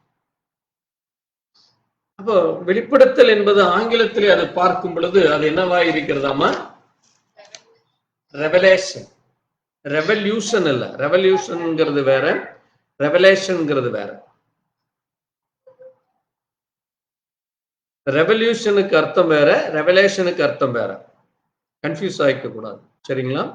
ரெவலேஷன் என்றால் யார் என்கிற வெளிப்பாடு. ஆமென். அப்ப யாரை வெளிப்படுத்துகிறது என்றால், இந்த பூமியிலே மாம்சத்திலே வந்த இயேசு கிறிஸ்து யார் என்கிற வெளிப்பாடு. ஆமென். அந்த ஒரே தேவனாகிய கர்த்தராகிய இயேசு கிறிஸ்து யார் என்கிற அந்த வெளிப்பாடு. ஆமென். அதைத்தான் அங்கே 4ஆம் வசனம் சொல்லுகிறது. என்ன சொல்லுகிறது பாருங்க, இருக்கிறவரும் இருந்தவரும் வருகிறவருமான அவருடைய சிங்காசனத்திற்கு முன்பாய் இருக்கிற 7 ஆவிகளும். அது மட்டுமல்ல, அங்கே 8ஆம் வசனம் சொல்லுகிறது, இருக்கிறவரும் இருவரும் வருகிறவருமாகிய சர்வ வல்லமையுள்ள கர்த்தர். ஆமென். And I am the Alpha and Omega, the beginning and the ending, said the Lord, which is and which is was and which is to come, the Almighty. எப்படி இருக்கிறாராமா? I am the Alpha and Omega, நான் ஆதியும் அந்தமுமாய் இருக்கிறேன். And the beginning and the ending, said the Lord, ஆதியும் அந்தமாய் இருக்கிறேன் என்று சொன்ன அந்த கர்த்தர். And which was and which is to come, and which is to come, and the Almighty, and the Almighty, அவர் சர்வ வல்லவருமாக இருக்கிறார். நான் அல்பாவும் ஒமேகாவும் இருக்கிறவரும் இருந்தவரும் வருகிறவருமாய் இருக்கிறேன் என்று அவர் என்ன செய்கிறாராமா? திருவுளம் பற்றுகிறார். என்ன செய்கிறார்? அவர் தன்னை திருவுளம் பற்றுகிறது என்றால் என்ன? அவர் தன்னை யார் என்பதை வெளிப்படுத்தி தன்னுடைய ஜனங்களுக்கும் தன்னுடைய பிள்ளைகளுக்கும் அவர் தன்னை நிரூபிக்கிற தேவனாக இருக்கிறார். ஆமென். ஆகவேதான் பாருங்க, இந்த வெளிப்படுத்தின விசேஷம் என்பது இன்றைக்கு யார் இதை வாசிக்கிறார்களோ இல்லையோ, இதை குறித்து தியானிக்கிறார்களோ இல்லையோ, பிசாசானவன் இந்த வெளிப்படுத்தின விசேஷத்தை முழுவதுமாக வெறுக்கிறான். ஆமென். நான் உங்களுக்கு அநேக முறை சொல்லி இருக்கிறேன், ஏன் பிசாசு வெறுக்கிறான் என்றால், அவன் இந்த ஆதியாகம புத்தகமானது அவனுடைய துவக்கத்தை சொல்லுகிறது. ஆதியாகமம் அவனுடைய துவக்கத்தை, அவன் யார், அவன் எப்படி இந்த ஜனங்களை ஏமாற்றினான், அவன் ஒரு நயவஞ்சகன், அவன் ஒரு ஏமாற்றுக்காரன், அவன் ஒரு கொலைகாரன், அவன் ஜனங்களை தேவனுடைய சமூகத்திற்கு வராதபடி ஜனங்களை அவன் திசை திருப்புகிறதிலே தந்திரசாலி. அவன் ஒரு தந்திரசாலியாக இருக்கிறான், நயவஞ்சகனாக இருக்கிறான், மோசம் போக்குகிறவனாக இருக்கிறான், அவன் ஒரு ஏமாற்றுக்காரனாக இருக்கிறான். அப்ப அவனுக்கு எவ்வளவு ரூபம் இருக்குன்னு பாருங்க. அவன் எத்தனை விதமாக அவன் தன்னை ஜனங்களுக்குள்ளாக அங்கே அந்த அசுத்தாவிகள் மூலமாக அவன் கிரியை செய்து கொண்டு இருக்கிறான். அதனாலதான் ஆண்டவர் சொன்னாரு, எல்லா விதமான அன்கிளீன் ஸ்பிரிட், எல்லா விதமான அன்கிளீன் ஸ்பிரிட், சகல அசுத்த ஆவிகளை. இயேசு கிறிஸ்து அதைத்தான் சொன்னார், நீங்க சாப்பிடுவதினாலோ அல்லது உங்களுடைய சரீரங்களிலிருந்து அங்கே பெண்களுக்கு ஏற்படுகிற தீட்டோ அல்லது மரணத்திற்கு போய் வந்தோ அல்லது வேற ஏதோ ஒரு காரியத்தை செய்து அது தீட்டு என்று சொல்வது அது மனிதனை தீட்டுப்படுத்தாது. நீங்க புசிக்கிற உணவு உங்களை தீட்டுப்படுத்தாது. உங்களை தீட்டுப்படுத்துகிறது எது? எது நம்மை தீட்டுப்படுத்துதாமா? எது நம்மை தீட்டுப்படுத்துகிறதாமா? எல்லாரும் அமைதியா இருந்தீங்கன்னா எல்லாருக்கும் வாய் அடைச்சு போச்சுன்னு அர்த்தம். அல்லது யாருக்குமே என்ன ஆகல, இத்தனை நாளா சொன்னது புரியலின்னு அர்த்தம். எது நம்மை தீட்டுப்படுத்துகிறதாமா? நம்முடைய தைரியமா சொல்றேங்க, யாரோ பயமா இருக்கா? பேசவே மாட்டேங்கிறீங்க ஒருத்தருமா. உங்களுடைய இருதயங்களிலிருந்து புறப்படுகிற வார்த்தையே உங்களை, அப்ப அது சொல்றதுக்கு என்ன காரியமா இருக்கு? புரிஞ்சுதா இல்லையா நான் சொல்றது? உங்களுடைய இருதயங்களிலிருந்து புறப்படுகிற வார்த்தை தான் ஒரு மனுஷனை தீட்டுப்படுத்தும். ஏனென்றால் மனுஷனுடைய இருதயத்திலிருந்து என்ன புறப்பட்டு வருகிறதாமா? பொல்லாத சிந்தனைகள், அக்கிரமங்கள், பாவங்கள், அசுத்தங்கள், அருவருப்புகள், மாம்ச இச்சை, கண்களின் இச்சை, அல்லது கொலை செய்ய முயற்சி செய்கிற அங்கே எரிச்சலை தூண்டுகிற காரியங்கள், ஒரு மனிதனை அங்கே பேச்சினாலே கொலை செய்ய முயற்சி செய்கிறது, மிரட்டுவது, அடிபணிய வைப்பது, அடக்கி ஆள்வது, இது எல்லாமே மனிதனை என்ன செய்கிறது? அதுதான் உங்களை தீட்டுப்படுத்தும். அதுதான் உங்களை என்ன செய்யும்? தேவ சமூகத்திலே வராதபடி அது உங்களை தடை செய்து போடும். அதனாலதான் உங்களுடைய சிந்தை எப்படி இருக்க வேண்டும்? மாம்ச சிந்தை என்னது? மரணத்தை கொண்டு வருகிறது. அப்ப உங்க சிந்தனையில ஒருவரை குறித்து எரிச்சலோ கோபமோ, அல்லது உங்க சிந்தனையில ஒருத்தரை குறித்து நீங்கள் இச்சையோடு பேசுவது, அல்லது அந்த ஒரு பொருளை அல்லது ஒரு பெண்ணை, ஒரு ஆணை அல்லது ஒரு காரியங்களை பார்த்து இச்சை அடைவதுதான் உங்களை தீட்டுப்படுத்தும். கை கழுவாம சாப்பிட்டால இயேசு கிறிஸ்து அந்த காரியத்தை சொல்வதற்கு என்னது? ஏன் உன்னுடைய சீசர்கள் கை கழுவாம சாப்பிடுகிறார்கள் என்று கேட்கும் பொழுது ஆண்டவர் சொல்றாரு, கை கழுவி சாப்பிடுறது, அது சாப்பிட்டாலும் சாப்பிடாட்டி அது உங்களை தீட்டுப்படுத்தாது. உங்களுடைய இருதயத்திலிருந்து புறப்படுகிற வார்த்தையை ஒரு மனிதனை தீட்டுப்படுத்தும். அப்போ இந்த வேதமானது முழுவதுமாக தேவனுடைய பிள்ளைகள் எப்படிப்பட்டவர்களாக இருக்க வேண்டும், என்ன செய்ய வேண்டும், எப்படிப்பட்ட காரியங்களிலே உண்மையாக இருக்க வேண்டும் என்று தேவன் தன்னை அவர் வெளிப்படுத்துகிறவராக இருக்கிறார். ஆமென். அப்ப நீங்க வெறுமன வேதத்தை வாசித்து வெறுமன இந்த வேதத்தை குறித்து அது அக்கறை இல்லாதவர்களாக இருக்கும் பொழுது அது என்ன செய்யுமாமா? உங்களை தேவனுக்குரிய காரியங்களிலே முன்னேற்ற விடாமல் உங்களை அது மறக்க செய்கிறவர்களாக, அது ஆவிக்குரிய ஸ்பிரிச்சுவல் அமினீஷியா என்று சொல்லப்படுகிற ஆவிக்குரிய நினைவிழப்புகளுக்குள்ளாக சென்றுவிடும். அதனாலதான் நம்ம வேதத்தை தொடர்ந்து நீங்கள் வாசிங்க, வேதத்தை தியானியுங்கள், வேதத்தை உங்களுடைய இருதயத்திலே அங்கே நினைவு கூறுங்கள். ஒவ்வொரு நாளும் ஒவ்வொரு காரியத்திலும் நினைவு கூற வேண்டும். நம்ம வாசிக்கிற பேசுகிற காரியங்களை நீங்கள் மனதிலே பதிந்து கொள்ள வேண்டும். அதை நீங்க தைரியமா சொல்லணும். எல்லா நேரத்திலையும் அறிக்கை செய்ய வேண்டும். ஒரு 2 கேள்வி கேட்டோம்னா அந்த கேள்விக்கு பதில் சொல்ல யோசித்தீங்கன்னா அப்போ நம்ம என்னவாக இருக்கிறோம்? இன்னும் நம்ம எல்கேஜியில தான் படிச்சுட்டு இருக்கிறோன்னு அர்த்தம். எல்கேஜிலேயே இன்னைக்கு அவ்வளவு ட்ரைனிங் கொடுக்குறாங்க. ஏபிசிடி நல்லா எழுதுதுங்க குழந்தைங்க, நல்லா ஏபிசிடி சொல்றாங்க. அப்ப நம்ம இன்னைக்கு 10 வருடங்கள் ஆச்சு, ஆண்டவருக்குள்ள வந்து 15 வருடம் ஆச்சு, 20 வருடம் ஆச்சுன்னா அப்ப நம்ம இன்னும் ஒரு வசனத்தை கூட மனப்பாடம் செய்யாமல், ஒரு வசனத்தை கூட நம்ம ஞாபகப்படுத்தி அந்த காரியத்தை கேட்கும் பொழுது சொல்ல முடியவில்லை என்றால் என்னவா இருக்கிறீங்க? தேவனுக்குரிய காரியங்களிலே நம்ம இன்னும் என்னவாக இருக்கிறோம்? என்னவாக இருக்கிறோம்? மறதியின் கடலிலே இருக்கிறோம். அப்ப நமக்குள்ள மறதி வந்துருச்சுன்னு அர்த்தம். தேவனை குறித்தான வார்த்தைகளை குறித்தான மறதி. அப்ப முழுவதுமாக உலக சிந்தனைகள் தான் நமக்குள்ள இருக்கு. முழுவதுமாக தேவனை குறித்தான சிந்தையே இல்லாதபடி இதுவும் ஒரு பிசாசினுடைய தந்திரம். பிசாசு பாருங்க எவ்வளவு தந்திரம் வச்சிருக்கிறான்னு.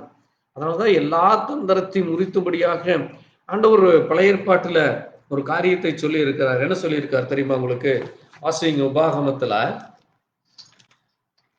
உபாகமத்துல நம்ம இதையெல்லாம் பேசி இருக்கிறோம், சொல்லி இருக்கிறோம். ஏன்னா நான் சப்ஜெக்ட் எடுத்து நிறைய காரியத்தை பேசணும்னு பார்த்தேன். ஆனா ஒரு சில காரியங்களை கேட்டா நீங்க டக்குன்னு பதில் சொல்லுவீர்கள்னு பார்த்தா நீங்க இன்னுமே அந்த பழைய மனுஷனை போல அந்த பழைய காரியத்தையே நம்ம செய்து கொண்டு வந்தோம்னா இன்னும் நம்ம என்னவாகல, அந்த பலமான ஆகாரம் புசிக்க நம்ம இன்னும் தகுதியாகலையாம். அதனாலதான் அப்போஸ்தலனாகிய பவுல் அங்கே கொரிந்து பட்டணத்துக்காரங்கள்கிட்ட சொல்றாரு, என்ன சொல்றாரு? நீங்கள் இன்னும் குழந்தைகள் அல்ல, நீங்கள் இன்னும் நீங்க குழந்தை இல்ல. குழந்தைதான் என்ன சாப்பிடுமாமா? பாலை குடிச்சிட்டுமே அங்க வெறும் தண்ணியை குடிச்சிட்டு அல்லது அங்க ஜீரணம் செய்வதற்கு மிக லகுவாக இருக்கிற அந்த கூழும் அந்த கஞ்சியும் குடிச்சிட்டு படுத்துட்டு இருக்கும். அப்ப அதுக்கு என்ன கிடையாது? பலனே கிடையாது. நீங்க அதோட கையில ஒரு 10 கிலோ கொடுத்தீங்கன்னா அதனால 1 இன்ச்சு கூட நகர்த்தி வைக்க முடியாது. அப்ப என்ன கிடையாது? அந்த குழந்தைக்கு உடலிலே பலன் இல்லை. அப்ப அந்த பலன் எப்ப வரும்? பலமான ஆகாரம் புசிக்கும் பொழுது. அந்த குழந்தைக்கு அங்கே பால் மட்டுமல்ல, அந்த குழந்தைக்கு முட்டை கொடுக்க வேண்டும், சத்தான ஆகாரங்களை கொடுக்க வேண்டும், காய்கறி வகைகளை கொடுக்க வேண்டும், மாம்சங்களை கொடுக்க வேண்டும். இதெல்லாம் கொடுக்கறப்பதான் அந்த குழந்தை என்ன ஆகும்? சாப்பிட்டு வளரும். அப்பதான் அங்கே பிறக்கிறப்ப 2 கிலோ 3 கிலோ இருக்கிற குழந்தை 30 கிலோ ஆகுது, 50 கிலோ ஆகுது, 80 கிலோ ஆகுது. அப்ப 1 வயசு குழந்தை படுத்துட்டே 80 கிலோ ஆக முடியாது. அந்த குழந்தை வெடிச்சு செத்து போயிடும். அந்த உயரம், அந்த உடம்பு வந்தாதான், அந்த வயது வந்தாதான் அந்த அதுக்கு தகுந்த வெயிட் வரணும். இல்லைன்னா அது ஒரு விதமான டிசீஸ்பாங்க டாக்டர். அந்த வயதுக்கேற்ற வளர்ச்சி, அந்த வயதுக்கேற்ற பக்குவம் வர வேண்டும். நான் ஏன் இதை சொல்லுகிறேன் என்றால், அப்பவாது உங்க மனசுல, அப்பவாது உங்களுக்கு இன்னும் வேதத்தை குறித்தான அந்த நினைவு, அந்த சிந்தனைகள் வருகிறதா என்று இன்னும் உங்களை நீங்க வாசிங்க, யோசிங்க. நான் பொதுவா எல்லாருக்கும் தான் சொல்றேன். யாரோ ஒரு ஆளையோ அல்லது ஒரு தனிநபரை குறித்து நான் எப்பொழுதுமே பேச மாட்டேன். அது என்னுடைய மகனோ, மனைவியோ, என்னுடைய பிள்ளைகளோ அல்லது சபையில் இருக்கிற யாரா இருந்தாலும் சரி, எல்லோரும் எனக்கு ஒரே மாதிரி தான். அதே மாதிரி தான் தேவனுக்கு நம்ம எல்லோரும் ஒன்றுதான். என்னையும் தேவன் அதே மாதிரி தான் கேள்வி கேட்பார். உங்களை மட்டும் நான் கேள்வி கேட்கறது மட்டும் இல்லை, தேவன் என்னையும் கணக்கு கேட்பார். என்ன நீ சொல்லி கொடுத்த, என்ன நீ அவங்களுக்கு போதித்தாய், என்ன நாலேஜ் இருக்கு உன்னுடைய பிள்ளைகளுக்குன்னு கேட்பாங்க. ஒரு ஸ்கூல்ல இன்ஸ்பெக்ஷனுக்கு வர்றாங்க. அப்ப இன்ஸ்பெக்ஷன் வர்றவங்களுக்கு என்ன சொல்லுவாங்க? அந்த ஸ்டூடெண்ட்ஸை கூப்பிட்டு பதில் சொல்லும்பாங்க. கேட்கிற கேள்விக்கு அந்த ஸ்டூடெண்ட்ஸ் பதில் சொல்லினா அந்த இன்ஸ்பெக்ஷன் வர்றவர் என்ன சொல்லுவார்? அந்த வாத்தியாரை பார்த்து, என்னப்பா நீ 12th படிக்கிற பசங்களுக்கு ஏபிசிடி கூட சொல்ல தெரியலையா, 1 2 எழுத தெரியலையான்னு கேட்டா எப்படி இருக்கும்? அந்த வாத்தியாருக்கு அவ்வளவு அவமானமா இருக்கும். அவர் அந்த பதவியில் இருக்கிறக்கே என்ன கிடையாது? பதவியில் இருக்கிறக்கு என்ன கிடையாது? தகுதி இல்லை. அப்ப நான் என்ன ஆயிருக்கிறேன்? இப்போ தகுதி இல்லாதவனாக நிக்கிறேன். புரியுதா உங்களுக்கு? நாம் வெறுமென உட்கார்ந்து எந்திரிச்சு போகிறவர்களாக இருக்கவே வேண்டாம். வெறுமென வேதத்தை பற்றி கேட்டுட்டு இந்த இடத்திலேயே மறந்துட்டு இந்த விட்டு வெளியில போனோம்னா உலக வேலைகளை குறித்து உலக கவலைகளாக இருக்கிற அது உலக மனுஷன் செய்கிற காரியம். அதனாலதான் உலகத்துக்காரன் பாருங்க, நீங்க ஆயிரக்கணக்கான மீட்டிங்க்கு போறாங்க, லட்சக்கணக்கான இடங்களுக்கு போறாங்க. பாருங்க, இன்னைக்கு காலையில கூட நீங்க சென்னையில பாத்தீங்கன்னா மிகப்பெரிய ஒரு ரோடு ஷோ நடந்துட்டு இருக்கு. இப்போ போனீங்கன்னா, இப்போ கூட நீங்க டிவி ஆன் பண்ணீங்கன்னா ரோடு ஷோ நடக்குது. 2 மணி வரைக்கும் நடக்குது. காலையில 7 மணிலிருந்து 2 மணி வரைக்கும் இருக்கு. எதற்கு அங்க போறாங்க? ஜாலியா இருந்து ஜாலியா டைம் பாஸ் பண்ணி அங்கே என்டர்டைன் பண்ண போறாங்க. நம்மளும் அப்படி போலாம். நமக்கு யாரு ஆண்டவர் ஒன்னும் நம்மளை கேள்வி கேட்க போறது இல்லை. இப்ப கேட்க மாட்டார். ஒரு நாள் வந்தார்னா கேள்வி கேட்பார். நான் அந்த உலகத்திலே உன்னை தெரிந்தெடுத்தேன், அதற்குத்தான் அங்க நீ போய் அங்க இருக்கிறதுக்கு தான் உன்னை நான் தெரிந்தெடுத்தேன் நான் கேள்வி கேட்பார். அப்ப நம்ம எல்லாம் என்ன செய்வோம்?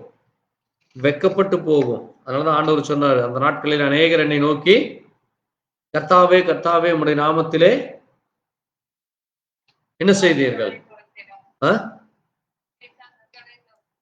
பிசாசை துரத்தினோம், அவமான பாஷைகளை பேசினோம், நாங்கள் அதை செய்தோம் இதை செய்தோம் என்று சொல்லுவீங்க.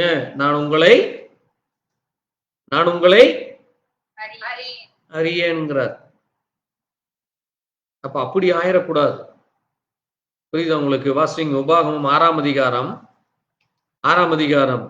6, 7, 8, 9 வாசிங்க. சீக்கிரம் எடுத்து வாசி. உபாகமம் 6ஆம் அதிகாரம் 6 முதல் 9 வரை சீக்கிரம் எழுதி வாசி.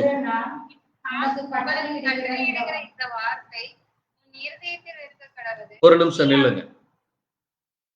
ஆண்டவர் சொல்றார், அன்றைக்கு இஸ்ரவேல் ஜனங்களை பார்த்து அவர் சொல்லுவது, நான் இன்னைக்கு கட்டளை இடுகிற கட்டளைகள். இது என்னது? It's a commandment. இது என்னது? கமாண்ட்மெண்ட். கமாண்ட்மெண்ட்னா என்னது? அதை செய்ய வேண்டியது. ஒரு ஆர்மியில நீங்க வேலை செய்கிறீர்கள் அல்லது ஒரு அலுவலகத்திற்கு செல்லும் பொழுது அந்த அலுவலகத்துல அவங்க உங்களுக்கு ஜாப் கொடுப்பாங்க, ஒர்க் ஆர்டர்பாங்க. அதான் என்னது? கட்டளை இடுறது. நீ இதை செய்ய, இந்த வேலை தான் உனக்கு.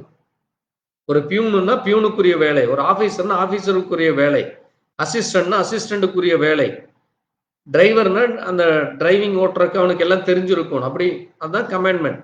அப்ப அதுக்கு அதே போல தேவன் தன்னுடைய பிள்ளைகளுக்கு கொடுக்கிற ஒரு கட்டளை. இதை நீ என்னதான் செய்யணும்? உன்னுடைய இருதயத்தில வச்சுக்க. உன்னுடைய அப்ப இருதயத்துக்குள்ள நீங்க கண்ட சிந்தனை இருக்கிறப்ப, கண்ட எண்ணங்கள் இருக்கிறப்போ, உலக கவலைகள் இருக்கிறப்ப இது இருக்காது. அதைத்தான் சொல்றார் ஆண்டவர். அதுதான் உங்களை தீட்டுப்படுத்தும். நான் உங்களுக்குள் இருந்தால் அது உங்களை என்ன செய்யாது? செய்யாது. அதுதான் இருதயத்துல நீங்க வச்சுக்கணும். முதல்ல நீ அவைகளை உன் பிள்ளைகளுக்கு கருத்தாய் போதித்து, நீ உன் பிள்ளைகளுக்கு அதை நீங்க கருத்துடனே போதிக்க வேண்டும். எப்படி போதிக்க வேண்டும்?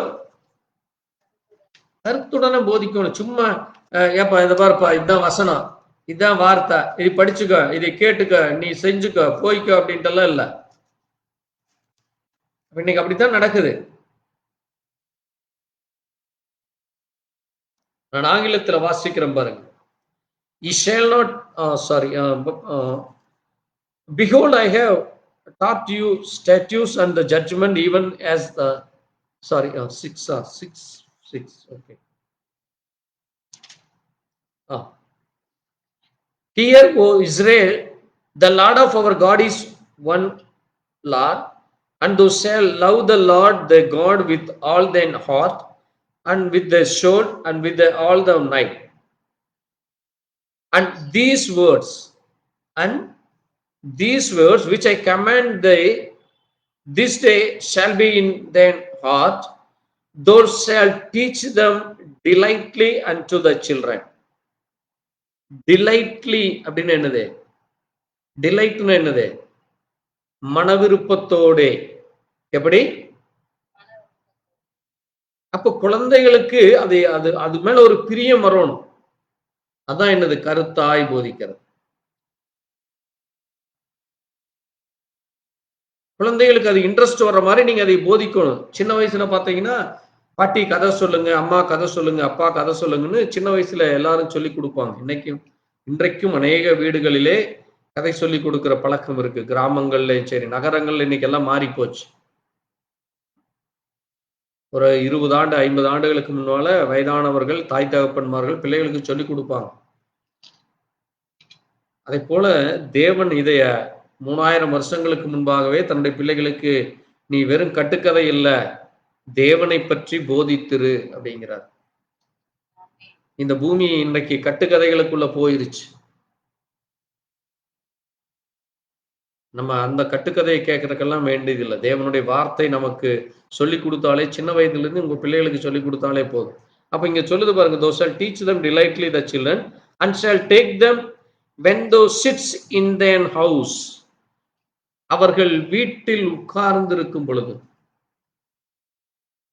அவர்கள் வீட்டில் உட்கார்ந்திருக்கும் பொழுது வேதத்தை குறித்து நீங்க அவங்களுக்கு போதிக்கணும். வீட்டில் இருக்கிறப்போ மொபைலை கையில கொடுத்து மொபைல பார்த்துட்டு, மகனே நீ ஜாலியா என்ஜாய் பண்ணு, நீ விளையாடிட்டு, பொம்மை சைக்கிள் வாங்கி கொண்டு விளையாடிட்டு கொண்டு இருக்கின்ற.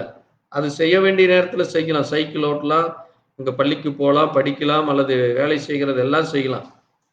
இன்னைக்கு அநேகர் வீண் வேலைகளை செய்து கொண்டு பிள்ளைகளை கெடுத்து இன்றைக்கு இந்த சந்ததிகளை அழித்து கொண்டிருக்கிறார்கள். அப்ப அங்க வேதம் சொல்லுது, அந்த குழந்தைகள் வீட்டிருக்கிறப்ப அதுகளுக்கு நீ நீ அதை கருத்தாய் போதி. அது மட்டும் இல்ல, வழியிலே நடக்கிறப்போ இன்னைக்கு, ஏனென்றால் அன்னைக்கு எல்லாம் என்னது, நடந்துதான் போவாங்க ஒரு இடத்துல இருந்து இன்னொரு இடத்துக்கு, அல்லது மாட்டு வண்டியிலயோ இப்படி போவாங்க. இன்னைக்கு பஸ்ல ட்ரெயின்ல போறப்ப எல்லாம் ஆளுக்காளு மொபைல்ல பூரா, அல்லது அங்க பஸ்லயே இன்னைக்கு ஃபிளைட்ல எதுல போனாலும் எல்லாம் டிவி கையில போட்டுறாங்க, கொடுத்துட்றாங்க. அதை பார்த்து பார்த்து எல்லா சினிமா நாடகம் அங்கே வீண் பொழுதை கழிக்கிறவர்கள் தான் இருக்கிறாங்க. ஏன் அதை தேவன் அவ்வளவு முக்கியத்துவப்படுத்துகிறார் என்றால், ஜனங்கள் இன்றைக்கு உலகம் முழுவதும் இவ்வளவு தூரம் சீரழிந்து போவதற்கு மிக முக்கியமான காரணம், அங்கே சீர்படுத்துவதற்கும் சிறப்படுத்துவதற்கும் உண்மையாக இருக்க வேண்டும், ஒழுக்கமாக இருக்க வேண்டும் என்று சொல்லிக் கொடுக்க ஆள் இல்லை இன்னைக்கு. அதுதான் முக்கிய காரியம். ஆனால் இந்த வேதம் அதை சொல்லிக் கொடுக்குது. நீ திருடாதே என்று சொல்லிக் கொடுக்கிறது இந்த வேதம் மட்டும்தான். நீ பரிசுத்தமாயிரு, நீ உண்மையாயிரு, ஒழுக்கமாயிரு, தாய் தகப்பனுக்கு அடங்கியிரு, மற்றவர்களை நேசி. கிறிஸ்தவத்துல மட்டும்தான் ஜாதி மதம் இனம் மொழி வேறுபாடே இல்லை.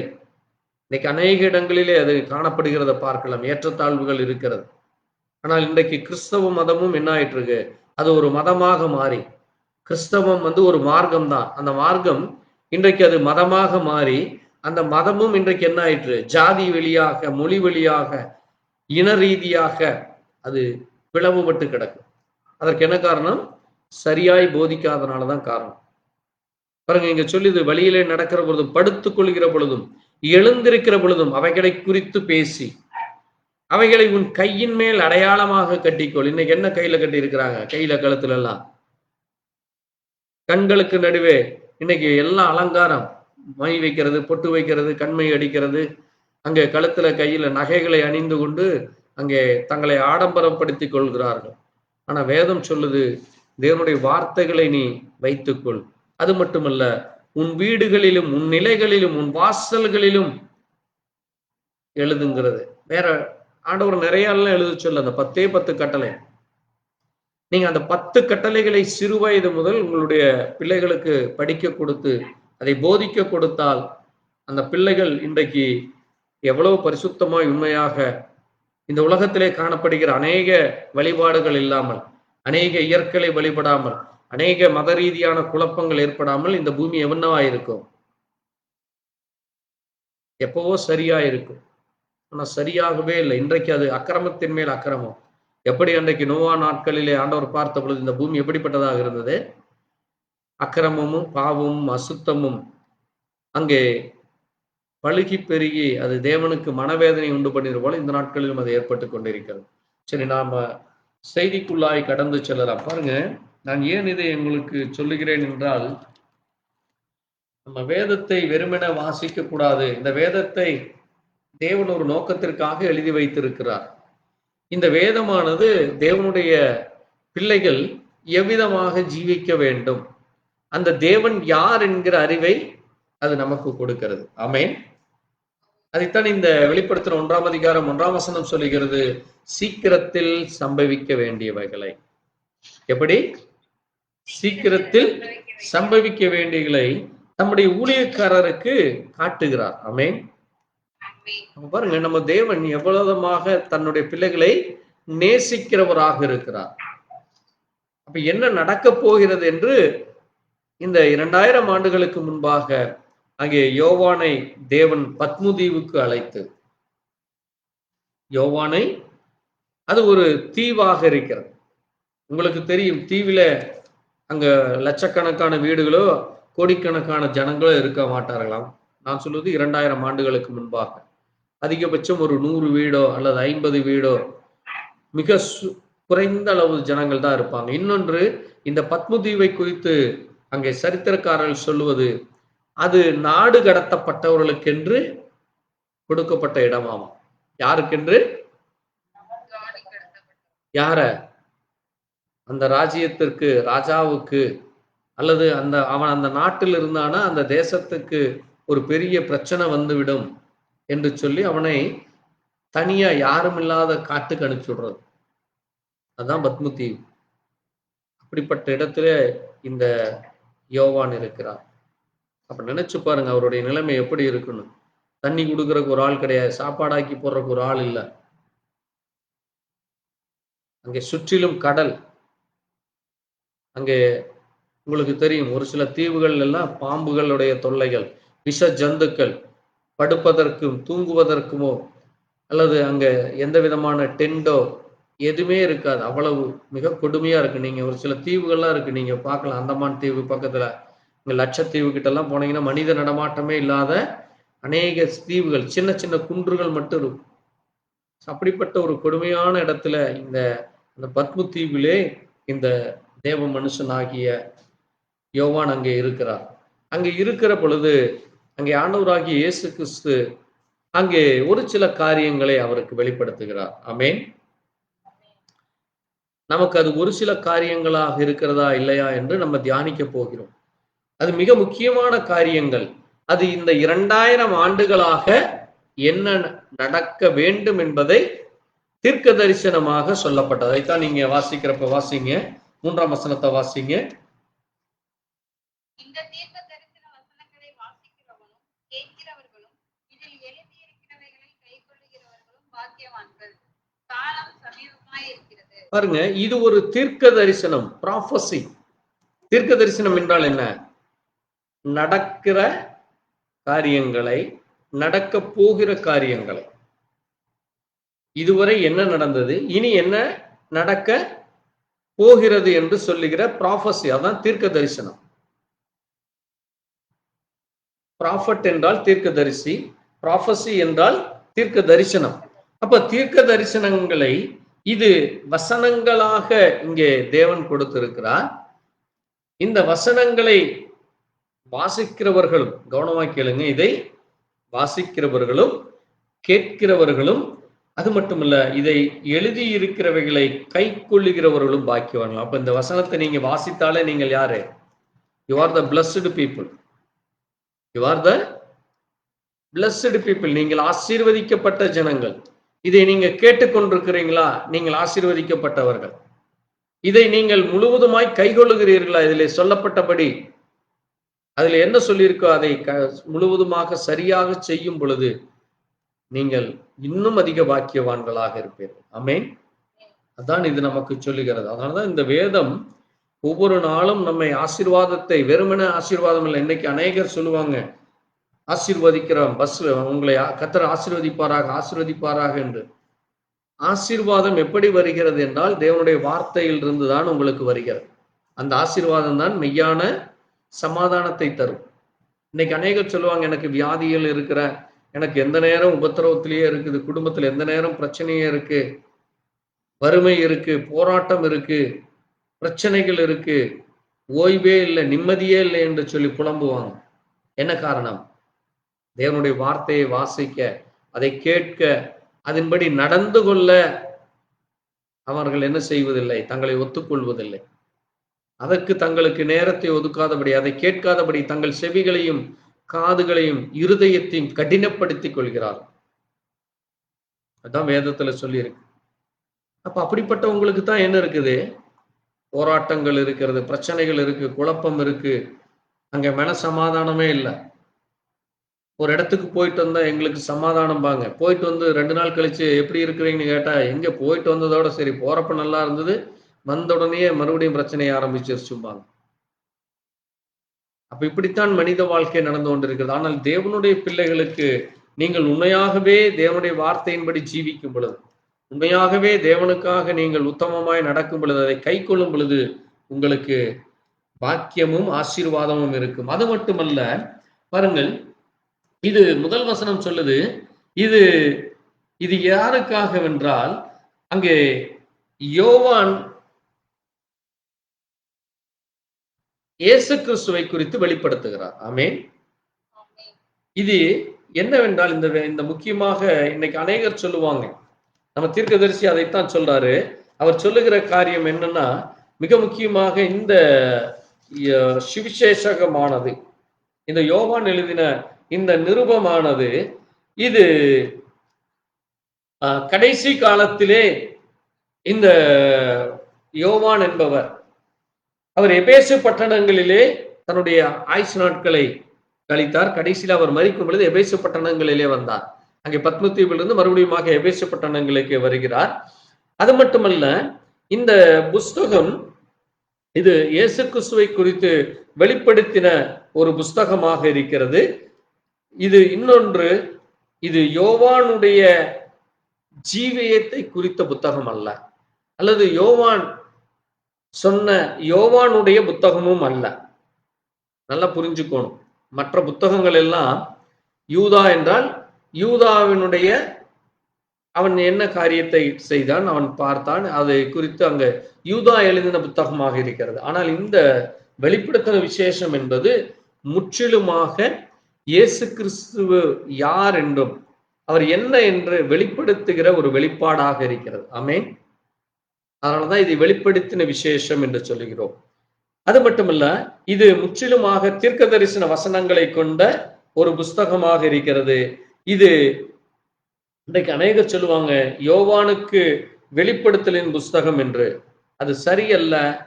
அது மட்டுமல்ல, அது இயேசு கிறிஸ்துவை அறிந்து கொள்வதற்கென்று இயேசு கிறிஸ்துவால் வெளிப்படுத்தப்பட்ட இது ஒரு விசேஷமாக இருக்கிறது. இயேசு கிறிஸ்துவே இது நேரடியாக சாட்சி கொடுத்த புத்தகமாக இருக்கு. 2ஆம் வசனத்தை வாசிங்க. இது யார் சாட்சி கொடுக்கிறா? வாசிப்போம். 2ஆம் வசனத்தை வாசிங்க. இவன் தேவனுடைய வசனத்தை குறித்தும் இயேசு கிறிஸ்துவை பற்றிய சாட்சியை குறித்தும் தன் தந்தை யாவற்றையும் சாட்சியாக அறிவித்திருக்கிறான். பாருங்க, இது இந்த புத்தகம் எப்படிப்பட்ட புத்தகம்? இயேசு கிறிஸ்துவை பற்றிய சாட்சி. ஆமென்.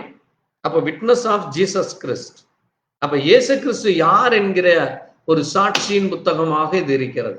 இயேசு கிறிஸ்து யார் என்கிற ஒரு சாட்சியின் புத்தகமாக இருக்கிறது. மற்ற எல்லா புத்தகங்களும் அவருடைய செய்கைகளை, அவருடைய காரியங்களை குறித்தது. ஆனால் இது இயேசு கிறிஸ்துவை குறித்த ஒரு சாட்சியின் புஸ்தகமாக இருக்கிறது.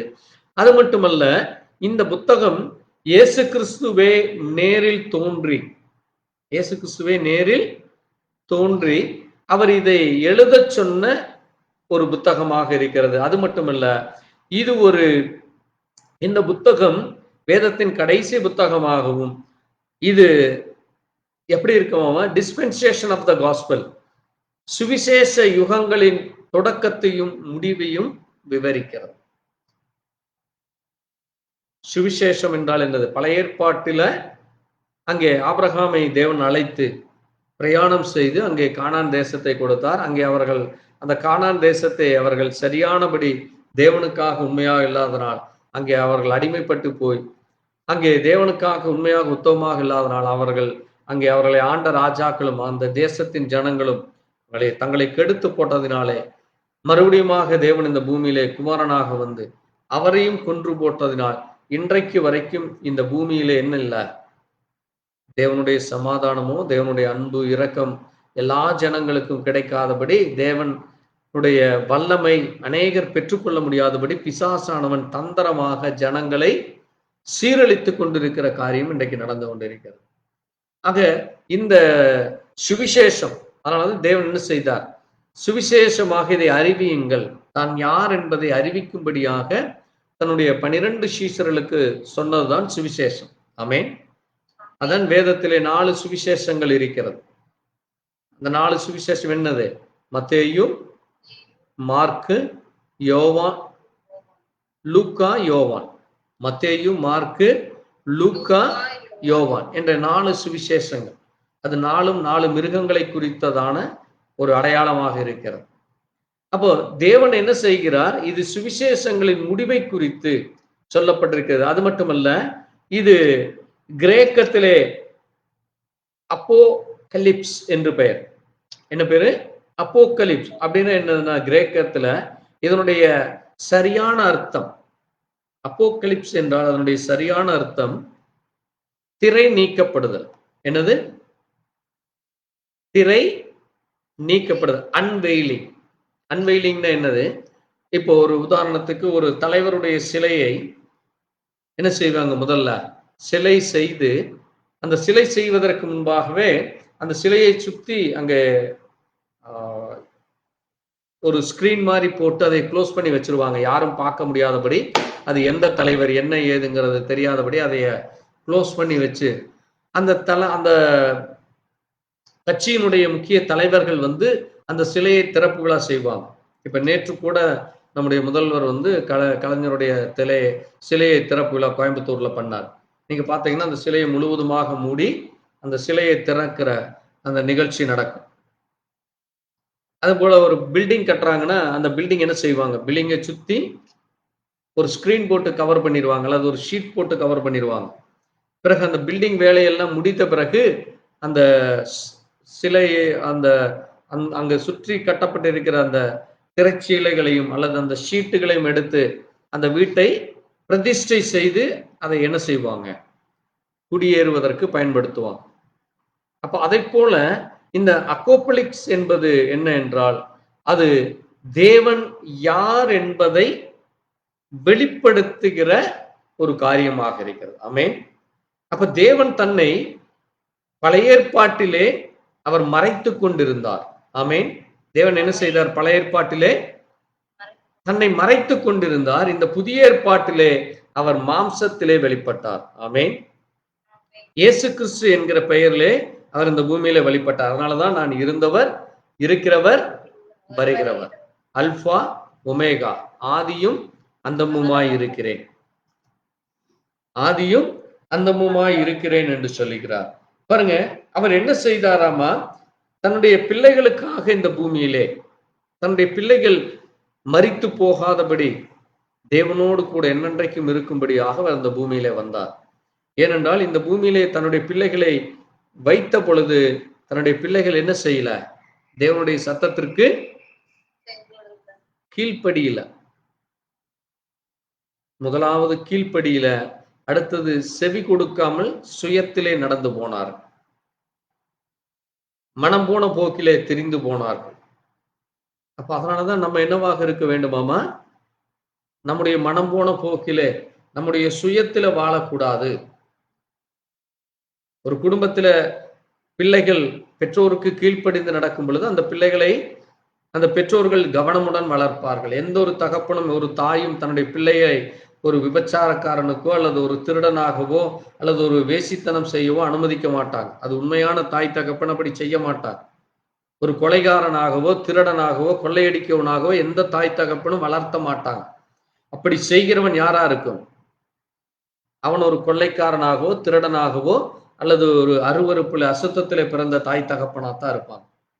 அப்ப நம்முடைய தேவன் பரிசுத்தம் உள்ளவராய், உண்மை உள்ளவராய், ஒழுக்கம் உள்ளவராய் இருப்பது போல தன்னுடைய பிள்ளைகளும் பரிசுத்தத்தோடு, உண்மையோடு, உத்தமத்தோடு தேவனுக்கு பிரியமாய் இருக்க என்று தேவன் நினைக்கிறார். அதனாலதான் பாருங்க, நான் பரிசுத்தராய் இருப்பது போல நீங்களும் பரிசுத்தராய் இருங்கள் என்று சொல்லி இருக்கிறார். அது மட்டுமல்ல, பாருங்கள், இது ஒரு உண்மையான விசுவாசிக்கு பரிசுத்த ஆவியானவர் அங்கே தன்னை வெளிப்படுத்தின விசேஷமாக இருக்கிறது. ஆமென். இது பரிசுத்த ஆவியானவர் அங்கே யோவானுக்கு தன்னை வெளிப்படுத்தி எழுதின காரியம். அதனாலதான் இயேசு கிறிஸ்துவை பார்த்து இயேசு அநேகர் ஒவ்வொருவரும் ஒவ்வொன்றை சொன்னார்கள். அப்ப அவர் தன்னுடைய சீசர்களை பார்த்து கேட்கிறார், என்னை குறித்து யார் என்ன சொல்லுகிறார்கள் என்று. அங்கே வாசியுங்கள், மத்தேயு 16 அதிகாரத்துல. சீக்கிரம் வாசிப்போம். மத்தேயு 16, சீக்கிரம் எடுத்து வாசிப்போம். மத்தேயு 16:13 இருந்து வாசிங்க. பின்பு இயேசு பிலிப்பு செரதியாவின் திசைகளில் வந்தபோது தம்முடைய சீசரை நோக்கி, மனுஷகுமாரனாகிய என்னை ஜனங்கள் யார் என்று சொல்லுகிறார்கள் என்று கேட்டார். போதும், பாருங்க, அவர் தன்னை மனுஷகுமாரன் என்று அவர் ஒத்துக்கொள்கிறார். ஆமென். தான் இந்த பூமியிலே மனிதனாக வந்ததால் அவர் மனுஷகுமாரன். அவர் தன்னை தேவகுமாரன் என்று எப்ப தன்னை வெளிப்படுத்தினார்? எப்ப வெளிப்படுத்தினாரு? சரி, அதை அப்புறம் பார்ப்போம். இப்ப தன்னை மனுஷகுமாரன் என்று என்னை யார் என்று கேட்கிறீங்க என்று கேட்கிறார். அதற்கு அவர்கள் பதில் சொல்றாங்க. பாருங்க, அங்க இருக்கிற ஒவ்வொருத்தரும் சொல்றாங்க, அந்த 12 சீசர்களும் ஒவ்வொருத்தர் என்ன சொல்றாங்களாமா? அதற்கு அவர்கள், சிலர் உம்மை யோவான் ஸ்நானன் என்றும், சிலர் எலியா என்றும், வேறு சிலர் எரேமியா அல்லது தீர்க்கதரிசிகளில் ஒருவர் என்றும் சொல்லுகிறார்கள் என்றார்கள். பாருங்க, இப்படி 12 பேரும் 12 விதமா சொல்றாங்க. ஒருத்தர்கிட்ட ஒருத்தர் சொல்லியிருப்பாரு, இல்ல நீங்க இயேசு கிறிஸ்துன்னு ஒருத்தர் பின்னாடி போயிட்டு இருக்கிறீங்களே, அவர் வந்து யோவான் மாதிரி தெரியுது. இன்னொருத்தர் சொல்லியிருப்பாரு, இல்ல இவர் எலியா மாதிரி தெரியுது. இன்னொருத்தர், இவர் வந்து எரேமியாங்கிற தீர்க்கதரிசி மாதிரி இருக்கார். இல்லாட்டி இவர் வேற ஏதோ ஒரு புது தீர்க்கதரிசியாட்டு இருக்கு என்று சொல்லி ஒவ்வொருத்தரும் ஒவ்வொன்று சொல்லியிருப்பாங்க. அதைத்தான் அந்த சீசர்கள் சொல்றாங்க. அப்ப அவர் திருப்பி கேட்கிறாரு, அப்ப நீங்க என்ன யாருன்னு சொல்றீங்க? ஆமென். அப்ப இதுதான் முக்கியம். இப்ப இன்னைக்கு இயேசு கிறிஸ்துவை ஒவ்வொருத்தரும் ஒவ்வொன்னு சொல்லுவாங்க. அவரு 2000 வருஷத்துக்கு முன்னாடி பிறந்தாரு, அவர் ஒரு வெளிநாட்டுக்காரரு, அவருக்கு நம்மளுக்கு என்ன கிடக்குது, அவர் ஒரு புறமதஸ்தரு, அவர் இஸ்ரவேலுக்கான தேவன் தான், இஸ்ரவேலுக்கான ஒரு மனிதன் தான். இப்படி ஒவ்வொருத்தரும் ஒவ்வொன்ன சொல்லுவாங்க. நீங்க என்னன்னு சொல்றீங்க? ஆமென். இதுதான் நமக்கு முன்னாடி வைக்கப்படுகிற இன்றைக்கு கேள்வி. இன்னைக்கு நம்ம யார் என்று சொல்கிறோம்? அவர்தான் கர்த்தராகிய இயேசு கிறிஸ்து. பழைய ஏற்பாட்டின் கர்த்தர், புதிய ஏற்பாட்டின் மனிதனாக வந்த இயேசு, நமக்காக மரித்து உயிர்த்தெழுந்து இன்றைக்கு பரிசுத்த ஆவியாக இருக்கிற கிறிஸ்து. அதனாலதான் நாம் அவரை கர்த்தராகிய இயேசு கிறிஸ்து என்று சொல்லும். அவர்தான் மெய்யான தேவன் என்றும், அவர்தான் ஆராதனைக்குரியவர், அவர்தான் தொழுகைக்குரியவர், அவர்தான் ஜீவிக்கிற தேவன், அவர்தான் நமக்காக பரிந்து பேச வருகிறவர், அவர்தான் நமக்காக இந்த பூமியை நியாயந்தீர்க்க வருகிறவர், அவர்தான் நம்மை 1000 அரசாட்சியிலும் அது மட்டுமல்ல என்னென்றைக்கும் இருக்கிற அந்த நித்திய ராஜ்யத்திலே நம்மை கொண்டு போகிற யாராக இருக்கிறார்? ஒரு வழிகாட்டியாக இருக்கிறார். ஆமென். அப்ப அதனாலதான் அங்கே ஆண்டவர் சொல்ல, நீங்க என்ன யாருன்னு கேட்கிறப்போ அங்கே பேதுரு சொல்றார், நீ ஜீவனுள்ள தேவனுடைய குமாரனாகிய கிறிஸ்து. அப்போ தேவகுமாரன் என்றால் என்ன? கிறிஸ்து. மனுஷகுமாரன் என்றால் பலியாக வந்தவர். ஆமென். அந்த வித்தியாசத்தை புரிஞ்சுக்கணும். அப்ப இப்ப மனிதகுமாரன் இருக்காரா?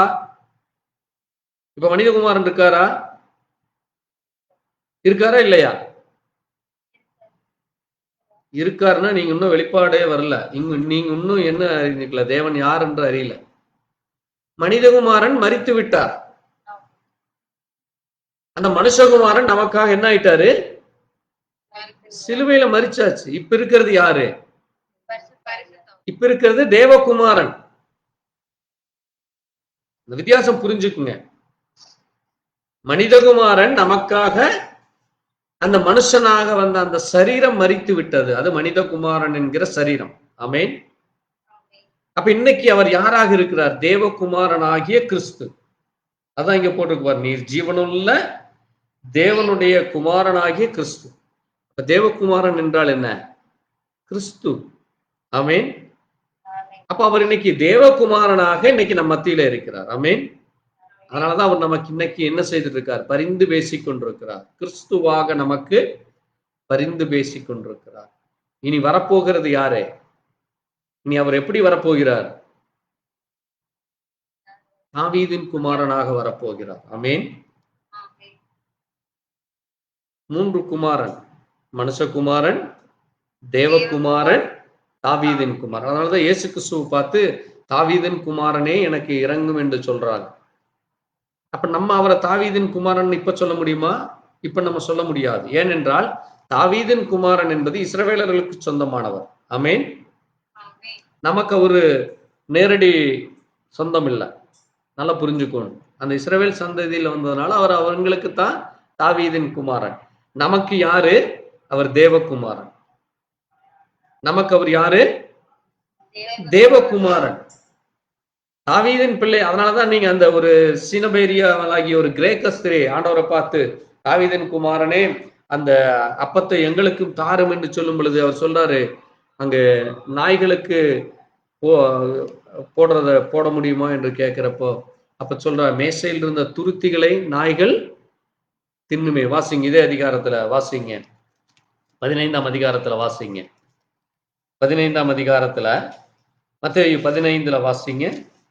இப்ப இருக்கு பாருங்க, ஒரு வாசிங்க, 22ஆம் வசனத்திலிருந்து வாசிங்க.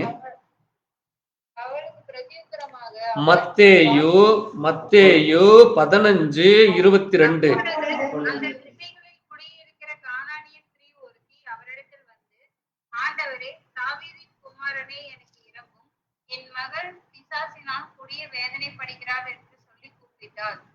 அவளுக்கு பிரத்யுத்தரமாக அவர் ஒரு வார்த்தையும் சொல்லவில்லை. இப்போ இவள் யார்? அவள் அங்க வந்தது கானானிய ஸ்திரீ. கானானியர்கள் யாரு? நம்ம தான் கானானியர்கள்.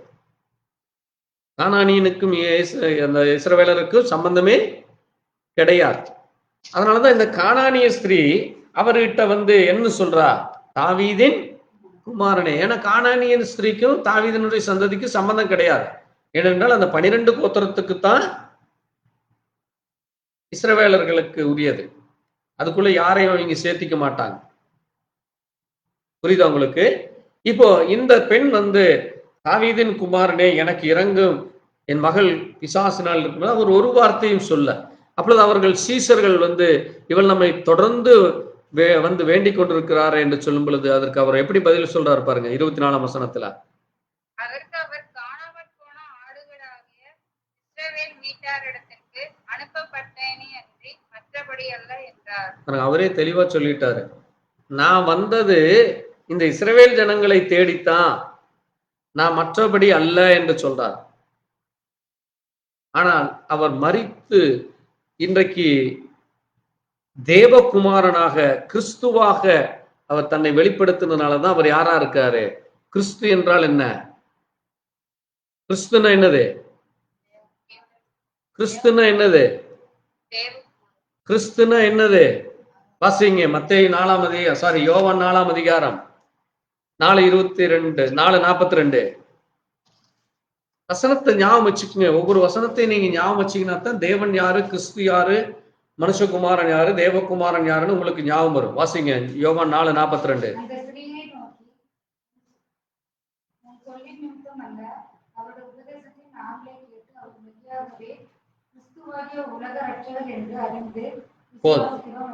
கிறிஸ்து என்றால் என்னது? புரியுதா உங்களுக்கு? அப்போ மனுஷகுமாரன் ஆக வந்தது அந்த இஸ்ரவேல் ஜனங்களாக இஸ்ரவேல் ஜனங்களுக்கு அவர் தன்னை வெளிப்படுத்த வந்தார். இன்றைக்கு அவர் கிறிஸ்துவாக இருக்கிறார், உலக இரட்சகராக இருக்கிறார். உலகத்தில் உள்ள எல்லா ஜனங்களுக்காக தன்னுடைய ரத்தத்தை சிந்தி உலகத்தில் இருக்கிற எல்லாரும் ரட்சிக்கப்படணும்னு இருக்கார் இன்றைக்கு. அதுதான் தேவ சித்தம். ஆமென். அன்றைக்கு அந்த இஸ்ரவேலர்களுக்கு தன்னை வெளிப்படுத்த வந்தார். அந்த இஸ்ரவேலர்கள் அவரை ஏற்றுக்கொள்ளவில்லை. ஆமென். புரியுதா உங்களுக்கு? இஸ்ரவேலர்கள் அன்றைக்கு அவரை ஏற்றுக்கொள்ளல, அவரை புறக்கணித்தார்கள், அவரை ஒதுக்கி தள்ளினார்கள். அவரை என்ன செய்தாங்க? கொலை செய்யும் முயற்சியும், எங்க பட்டணத்துக்குள்ளே வராத என்று கல்லெறிந்தார்கள். அது மட்டுமல்ல, இவனை என்ன செய்யுங்க, சிலுவையிலே அறையும் என்று ஒப்பு கொடுத்தாங்க. எங்கள் பேரும் எங்கள் பிள்ளைகள் மேலும் இந்த பழி வரட்டும் என்று சொல்லி அங்க இருக்கிற அன்றைக்கு எல்லா பெற்றோர்களும் என்ன செய்தாங்க? ஒப்பு கொடுத்தாங்க. அதனாலதான் இப்ப நம்ம வாசித்த இந்த வெளிப்படுத்தின விசேஷத்துல வாசிங்க 1ஆம் அதிகாரத்துல வாசிங்க 7ஆம் வசனத்தை வாசிங்க. இதோ மேகங்களுடனே வருகிறார், கண்கள் யாவும் அவரை காணும், அவரை குத்தினவர்களும் அவரை காண்பார்கள், பூமியின் கோத்திரத்தார் எல்லோரும் அவரை பார்த்து புலம்புவார்கள். அப்படியே ஆகும். அது அவரை குத்துனது யாரு சொல்லுங்க? யார் அவரை குத்தினார்கள்? சவுண்டா பேசுங்க, இல்லாட்டி கம்முன்னு இருங்க. யார் குத்துனது சொல்லுங்க? காவலர்கள். காவலர்கள் யாரு? ரோமர்கள். புரியுதா உங்களுக்கு? அப்ப இன்னைக்கு என்ன ராஜ்யம் நடந்துட்டு இருக்கு? உலகம் பூரா ரோம ராஜ்யம். புரியுதா உங்களுக்கு? அப்போ அந்த சந்ததி தான் இன்றைக்கும் இருக்கிறது. அதான் என்னது? அவரை குத்தினவர்கள் யாவரும் காண்பார்கள். அது மட்டுமல்ல, அவங்க மட்டுமல்ல, பூமியின் கோத்திரத்தார் எல்லோரும் அவரை பார்த்து புலம்புவார்கள். இது நடக்க போகிறது. ஆமென். அப்போ இயேசு கிறிஸ்து இந்த பூமிக்கு வரும் பொழுது இந்த காரியம் நடக்க போகிறது. அதனாலதான் இது என்னது? தீர்க்க தரிசனமாக சொல்லப்பட்ட புத்தகம். அதனாலதான் அங்கே அவர்கள் என்ன சொன்னார்? கிறிஸ்துவாகிய உலக ரட்சகர் என்றார். அதனாலதான் இயேசு கிறிஸ்து சொல்றாரு, நீ ஜீவனுள்ள தேவனுடைய குமாரன் என்று சொல்லும் பொழுது அங்க இயேசு சொல்றாரு, யோவானின் குமாரனாகிய சீமோனே, நீ பாக்கியவான், மாம்சமும் ரத்தமும் உனக்கு இதை வெளிப்படுத்தவில்லை, பரலோகத்தில் இருக்கிற என் பிதா உனக்கு வெளிப்படுத்தினார். ஆமென். அப்ப இன்னைக்கு அநேகர் சொல்லுவாங்க, அப்ப இயேசு கிறிஸ்து பேதுரு மேல என் சபையை கட்டினார் என்று அங்க போட்டிருக்கு பாரு. நீ பேதுருவா இருக்கிறார், இந்த கல்லின் மேல் என் சபையை கட்டுவேன்னு சொல்லியிருக்கு. அதனால பேதுரு மேலதான் சபை கட்டி இருக்கும்பாங்க. அது தப்பு. கல் என்றால் என்னது? வெளிப்பாடு. ஆமென். அதே மாதிரி இன்னும் ஒரு சிலர் சொல்லுவாங்க, இன்னைக்கு பெண்டகாஸ்டல் மட்டுமல்ல, இன்னைக்கு ப்ராட்டஸ்டன்ட் என்று சொல்லுகிற சிஎஸ்ஐ மற்ற சபைகளை சேர்ந்த ப்ராட்டஸ்டன்ட் என்பது உலகம் முழுவதும் இருக்கு. கேத்தலிக் மாதிரி ப்ராட்டஸ்டன்ட், அதே மாதிரி லுத்தரன், மெத்தஸ்டிக், பேப்டிஸ்ட், பிரதரின் சபை, இப்படி 900க்கும் மேற்பட்ட பிரிவுகள் இருக்கு. அதுல ப்ராட்டஸ்டன்ட் என்கிற பிரிவு என்ன சொல்லுவாங்க? சபை இயேசு கிறிஸ்துவின் மேலே கட்டப்பட்டு இருக்கிறது என்று சொல்லுவாங்க. சிலர் சொல்லுவாங்க ரோமன் கேத்தலிக்கு, இல்ல பேதுரு மேலதான் சபை கட்டப்பட்டிருக்கு, அதனாலதான் இயேசு சொன்னாரு, என் சபையை நான் இந்த கல்லின் மேல் கட்டுவேன், நீ பேதுருவாய் இருக்கிறார் அதனால என்று சொல்லியிருக்காரு. அதுவும் அல்ல. அப்போ சபை என்பது பேதுரு மேலேயோ, பேதுரு தான் அதை கட்டி கொண்டு வந்தார் என்றோ, அல்லது இயேசு கிறிஸ்து வந்ததிலிருந்து தான் சபையானது கட்டப்பட்டது என்றோ அல்ல. ஆமென். சபை என்பது இயேசு கிறிஸ்து யார் என்கிற அந்த வெளிப்பாட்டின் மேலே கட்டப்பட்டது. ஆமென். வெளிப்பாடு தான் இங்க முக்கியம். அதனாலதான் நம்ம யாரா இருக்கிறோம்? வெளிப்பாட்டின் பிள்ளைகளா இருக்கிறோம். இயேசு கிறிஸ்து யார் என்று நம்ம இன்னைக்கு அறிஞ்சிருக்கிறோம். அதனாலதான் நம்ம ஒரே தேவன் என்று சொல்றோம். மற்ற சபைகள் அதை சொல்ல முடியல. அதனாலதான் அவங்க என்ன சொல்றாங்க? ட்ரினிட்டிங்கிறாங்க. அந்த வித்தியாசம் புரியுதா உங்களுக்கு? ட்ரினிட்டி தான் இன்றைக்கு உலகத்திலே 99% இருக்கிறது. அவர்கள் இயேசு கிறிஸ்து யார் என்று அறியாதனால, அந்த வெளிப்பாட்டு இல்லாதனாலதான் அவர்கள் ஒவ்வொருவரும் இன்றைக்கு 900க்கும் மேற்பட்ட சபையை கட்டிட்டாங்க. ஒவ்வொரு சபையும் ஒவ்வொரு கோட்பாடு கொள்கைகளை வச்சு பிரிஞ்சு கிடக்குறாங்க. ஆனா நாம் என்ன செய்யல? நமக்கு எந்த ஒரு ஸ்தாபனம் இல்லை, நமக்கு எந்த ஒரு தலைமையிடமும் இல்லை. நமக்கு தலைமை யாரு? இயேசு கிறிஸ்து தான். அப்ப இயேசு கிறிஸ்து யார் என்கிற வெளிப்பாடு நமக்கு கிடைச்சிருக்கு. அவர் மனுஷகுமாரன். ஆமென். எனக்காக இந்த பூமியிலே மனுஷகுமாரனாய் வந்து அவருடைய இரத்தத்தை சிந்தினார். இன்றைக்கு அவர் தேவகுமாரனாக, கிறிஸ்துவாக எனக்குள் இருக்கிறார். அதனாலதான் கிறிஸ்துவின் ஆவி இல்லாதவன் அவருடையவன் அல்ல. அப்ப இன்றைக்கு அவர் தேவகுமாரனாய் எனக்குள் இருக்கிறார். ஆகவே நான் அவரை தேவகுமாரனே என்று சொல்ல முடியும். ஆமென். அப்ப இன்றைக்கு எனக்காக அவர் பரிந்து பேசிக் கொண்டிருக்கிறார். ஆகவே பாருங்க, இந்த வெளிப்பாடு அன்றைக்கு ஆபேலுக்கு கிடைத்தது. ஆமென். ஏனென்றால் இயேசு கிறிஸ்துனுடைய இரத்தம் என்ன செய்கிறது? பாவத்தை மன்னிக்கிறது என்ற வெளிப்பாடு அங்கே ஆபேலுக்கு கிடைத்தது. தன்னுடைய தாய் தகப்பனை பார்க்கிறான். அங்கே காயின் ஒரு விதத்துல பார்க்கிறார். காயின் நினைச்சுதான் என்னுடைய தாய் தகப்பன் பழம் சாப்பிட்டு தான் பாவத்துல விழுந்து போனாங்க என்று சொல்லி அவன் பழத்தை கொண்டு போறான். இன்றைக்கு சபைகள் சொல்லுவது போல பழம் காய்கனிகளை கொண்டு போறான் காயின். ஆனால் ஆபேல் என்ன செய்த வெளிப்பாடு கிடைச்சது? இல்லை, என் தாய் தகப்பன் அங்கே ஆட்டுடைகளை உடுத்தி இருக்கிறார், அவர் அத்தியிலேயே அல்ல. ஆமென். ஏன்னா நீங்க முதல்ல அத்தியில தான் உடுத்தி இருந்தாங்க. நான் போன வாரம் அதைத்தான் சொன்னேன். ஆதாம் ஏவாள் பாவம் செய்தவுடன் அங்க என்ன உடுத்தி இருந்தாங்க? அத்தி இலைகளை உடுத்தி தங்களை மறைத்து கொண்டாங்க. அப்ப தேவன் அந்த அத்தி இலைகளை எடுத்து அங்கே ஒரு ஆட்டை பலி கொடுத்து அவர்களுக்கு ஆட்டுத்தோலை போர்த்தி அங்கே ஒரு பலி செலுத்தப்பட்டது. அப்போ அந்த உணர்வு ஆபேலுக்கு வந்தது. ஆமென். அதனாலதான் அவன் என்ன செய்தான்? ஆடு மந்தைகளிலே ஒன்றை கொண்டு போய் தேவனுக்கு பலி செலுத்தினான். அந்த பலியை தேவன் அங்கீகரித்தார். அதை பார்த்தவுடன் காயினுக்கு எரிச்சலும் கோபமும் வந்து தன்னுடைய சகோதரனை கொலை செய்து போட்டான். அது எப்படி உனக்கு அந்த வெளிப்பாடு கிடைச்சது? அவனுக்கு வெளிப்பாடு கிடைக்கல. ஏனென்றால் பிசாசு என்ன செய்தான்? அவனை ஆட்கொண்டான். அவன் பிசாசனுடைய வித்தாக இருக்கிறான். அவனுக்கு என்ன கிடையாது? வெளிப்பாடு இல்லை. அவனுக்கு அந்த உணர்வு இல்லை. அவனுக்கு தேவனை குறித்து அறிவில்லை. ஆமென். அப்ப நம்மளும் தேவனை குறித்து அறிவில்லாதவர்களா இருக்கக்கூடாது. நான் ஏன் இத்தனை நேரம் வேதத்தை குறித்து நீங்க படிக்கணும், ஞாபகம் வைத்துக் கொள்ள வேண்டும், மனதில் பதிந்து கொள்ள வேண்டும், அந்த வெளிப்பாடு உங்களுக்குள்ள வேண்டும், உணர்வு வேண்டும். ஏன் உபாகமத்தை வாசிங்க, அங்கே இந்த வசனம் வாசிங்க, அந்த வசனம் வாசிங்க, உங்களுடைய இருதயத்தில் எழுதி வைத்துக் கொள்ளுங்கள், உங்கள் வீடுகளில் எழுதி வைத்துக் கொள்ளுங்கள். நீங்கள் இருக்கும் பொழுதும் படுக்கும் பொழுதும் நடக்கும் பொழுதும் இதை பேசுங்கள், செய்யுங்கள் என்று நான் திரும்ப திரும்ப சொல்லுகிறேன் என்றால் உணர்வு வேண்டும் நமக்கு. ஆமென். நம்ம வெறுமனை கேட்டு எந்திரிச்சுட்டு போய் 4 நாள் கழிச்சு அல்லது 40 நாள் கழிச்சு அதை மறந்து விடுவர்களாக அல்ல. 40 அல்ல, 400 வருஷமானாலும் நமக்கு நினைவு இருக்க வேண்டும். ஆமென். பாருங்க, அங்க ஆதாம் எவ்வளவு வருஷம் உயிரோடு இருந்தாரு? 930 வருஷம். மெத்துசாலா 965 வருஷம்.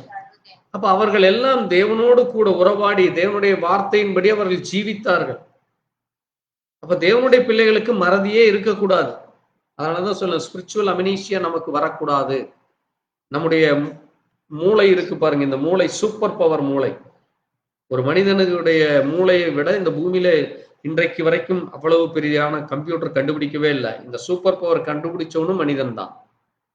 ஆமென். சூப்பர் பவரை கண்டுபிடிக்கிறது யாருதான்? மனிதன் தான். வேறு யாரோ வந்து கண்டுபிடிக்கல. இன்னைக்கு ஏஐ டெக்னாலஜிங்கிறாங்க, அதை கண்டுபிடிச்சதும் யாருதான்? மனிதன் தான். அப்போ தேவன் மனிதனுக்கு எல்லா ஞானத்தை கொடுத்திருக்கிறார். யாரோ ஒருத்தருக்கு மட்டும் அல்ல, எல்லா மனிதனுக்குள்ள இருக்கு. அதை நாம் பயன்படுத்துவதில்லை. அதனாலதான் இன்னைக்கும் அங்க பெரிய பெரிய படிப்பு படித்தவர்கள் மேதைகள் என்ன சொல்லுவாங்க, நீங்க ஒரு காரியத்தை மறந்துட்டீங்கன்னா அது வந்து 2-3 ட்ரிப் உங்களை நினைவுபடுத்துமாமா. நீங்க அதை விட்டுட்டீங்கன்னா ஒரு 2 வருஷம் 3 வருஷம் கழிச்சீங்கன்னா உங்களுக்கு மறந்து போயிருமாமா, எந்த ஒரு காரியமானாலும் சரி. ஒரு சிலர் பார்த்தீங்கன்னா, நான் சின்ன வயசுல நான் இங்கே போனேன் அங்க போனேன் அதை செய்தேன் அதை செய்தேன் என்றால் அவர்கள் அடிக்கடி அதை ரீகால் பண்ணிட்டு இருப்பாங்க. நீங்க சின்ன வயதுல நடந்ததை நீங்க ரீகாலே பண்ணாம விட்டு பாருங்க, ஒரு 10 வருஷம் 20 வருஷம் கழிச்சீங்கன்னா அது முற்றிலும் மறந்துவிடும். நீங்க ஒவ்வொரு நாள் செய்ததை உங்களால நினைவுபடுத்த முடியும். உங்களுடைய ஆயுசு நாட்களிலே 100 வருஷம் இருக்கிறீங்கன்னா இந்த 100 வருஷமும் உங்களுடைய ஆயுசு நாட்கள் எவ்வளவு? சுமார் 36,000 வருஷம், 36,000 நாள் வருது. நீங்க அந்த 36,000 நாளை உங்களால மெமரியில வச்சுக்க முடியும். அது உங்களால முடியாதுங்கிறது நீங்க இல்ல. எல்லா மனிதனாலையும் என்ன செய்ய முடியும்? உங்க மைண்ட்ல வச்சுக்க முடியும். அப்போ தேவன் தன்னுடைய பிள்ளைகளுக்கு எல்லா ஞானத்தை, எல்லா புத்தியை கொடுத்திருக்கிறார், எல்லா அறிவை கொடுத்திருக்கிறார். நம்ம வெறுமென அங்கே உட்கார்ந்து எந்திரிச்சு போறக்காக இங்க நம்ம வரல. ஆமென். பாருங்க, இயேசு கிறிஸ்து யார் என்கிற வெளிப்பாடு அங்கே அவருக்கு கிடைக்குது. அது மட்டுமல்ல, இந்த வேதம் மிக முக்கியமான இன்னும் 2-3 காரியங்களை இந்த வசனத்துல நம்ம வாசிக்கிறோம். இங்கே இயேசு கிறிஸ்து என்ன செய்கிறார்? அன்றைக்கு இருந்த சீஷர்கள் என்ன நினைச்சிட்டாங்கன்னா, இயேசு கிறிஸ்து இந்த பூமியை அவர் ஒரு ராஜ்யத்தை ஸ்தாபிக்க போகிறார், அது இயேசு கிறிஸ்து காலத்திலே நடக்கும் என்று அவர்கள் எதிர்பார்த்தாங்க அந்த சீஷர்கள். அதனாலதான் நீங்க வாசிக்கிற அப்போஸ்தலர் நடவடிக்கைகள் வாசிங்க, 1ஆம் அதிகாரம். சீக்கிரம் வாசிப்போம். அப்போஸ்தலர் நடவடிக்கைகள் 1ஆம் அதிகாரம் 6ஆம் வசனம் 7ஆம் வசனத்தை வாசிங்க. அப்பொழுது கூடி வந்திருந்தவர்கள் அவரை நோக்கி, ஆண்டவரே, இக்காலத்தில ராஜ்யத்தை இஸ்ரவேலுக்கு திரும்ப கொடுப்பீர் என்று கேட்டார்கள். அதற்கு அவர், பிதாவானவர் தம்முடைய ஆதீனத்திலே வைத்திருக்கிற காலங்களையும் வேலைகளையும் அறிகிறது உங்களுக்கு அடுத்ததல்ல. பரிசுத்த ஆவி உங்களிடத்தில் வரும்போது நீங்கள் பலனடைந்து எருசலேமிலும் யூதேயா முழுவதிலும் சமரியாவிலும் பூமியின் கடைசி பரியந்தமும் எனக்கு சாட்சிகளாய் இருப்பீர்கள் என்றார். போதும். பாருங்க, இது யார் பேசுறது? யார் பேசுனது? ஆண்டவராகிய இயேசு கிறிஸ்து எப்பவாமா? அவர் உயிர் தெழுந்து 40 நாள் அந்த சீசர்களோட கூட நடந்து பேசின காரியம். 3ஆம் வசனம் சொல்லுது பாருங்க, அவர் பாடுபட்ட என்பது 40 நாள் அளவும் அப்போஸ்தலருக்கு தரிசனமாகி தேவனுடைய ராஜ்யத்தை குறித்து அவருடனே பேசி அநேகம் தெளிவான திஷ்டாந்தரங்களால் தம்மை உயிரோடு இருக்கிறவர்களாக அவருக்கு காண்பிக்கிறார். ஆமென். அப்பத்தான் இவங்க கேட்கிறாங்க, ஒவ்வொரு காரியங்களாக கேட்கிறாங்க. யோவான் ஜனத்தினால் ஞானஸ்நானம் கொடுத்தானே, சில நாட்களுக்குள்ள பரிசுத்த ஆவியை உங்களுக்கு தருவேன் என்று சொல்லியிருக்கிறீங்களா, அதனால நீங்க எருசலேம் விட்டு போகாம பிதாவின் வாக்குத்தத்தத்துக்கு காத்திருங்க என்று ஆண்டவர் சொல்றார். ஆமென். அப்ப அது வரைக்கும் பரிசுத்த ஆவியானவர் எல்லாருக்கும் கொடுக்கப்படலை. தேவனுடைய தீர்க்கதரிசிகளுக்கும் தேவனுடைய முக்கியமான ஒரு சில தேவ மனுஷர்களுக்கு மட்டும்தான் பரிசுத்த ஆவி இருந்தது. தாவீதுக்குள்ள பரிசுத்த ஆவி இருந்தது, தீர்க்கதரிசிகளுக்குள்ள பரிசுத்த ஆவி இருந்தது, பொது ஜனங்களுக்குள்ள இல்ல. ஆமென். அப்ப இயேசு கிறிஸ்து மரிக்கிற வரைக்கும் பொது ஜனங்களுக்குள்ள வரல பரிசுத்த ஆவி, அந்த சீசர்களுக்குள்ள இருந்தது. அது தவிர வேற யாருக்குள்ளேயும் இல்லை. அதனாலதான் ஆண்டவர் அங்க அதிகாரம் கொடுத்து போங்க அப்படின்னு சொல்லி அங்க அனுப்புறார். பரிசுத்த ஆவியினால அவங்களை நிரப்பி அனுப்புறார். ஆனா இப்ப ஆண்டவர் சொல்றாரு பாருங்க, நீங்க என்ன செய்வீங்க? பரிசுத்த ஆவி உங்களிடத்துல வரும், திரும்ப வரும். அதனாலதான் இன்றைக்கு பரிசுத்த ஆவி எங்க இருக்கிறாரு? நம்ம ஒவ்வொருவருக்குள்ளும் இருக்கிறார். ஆமென். அப்ப இன்னைக்கு இங்க நீங்க உட்கார்ந்து இருக்கிறவங்க ஒவ்வொருவருக்குள்ளும் பரிசுத்த ஆவி இருக்கிறார். அப்ப அவங்க நினைக்கிறாங்க, இல்ல ஆண்டவர் வந்து இந்த பூமிய அங்க இப்ப கட்டப்போகிறார் என்று சொல்லதான் கேட்கிறாங்க, இக்காலத்துல இஸ்ரவேலருக்கு அந்த ராஜ்யத்தை திரும்ப கொடுப்பீங்க. ஏன்னா இஸ்ரவேலர்கள் இப்ப அங்க என்ன ஆயிட்டாங்க? அடிமைப்பட்டு கிடக்கிறாங்க. யார் ஆண்டு கொண்டிருக்கிறா அவர்களை? யார் ஆண்டுட்டு இருக்கிறா? இயேசு கிறிஸ்து மரிக்கிறப்போ ரோமர்கள். சவுண்டா பேசுங்க. வாய் விட்டு வாய் வந்தா என்ன பயமா இருக்கா? சவுண்டா சொல்லுங்க. யார்? ரோமர்கள் ஆண்டு கொண்டிருக்கிறாங்க.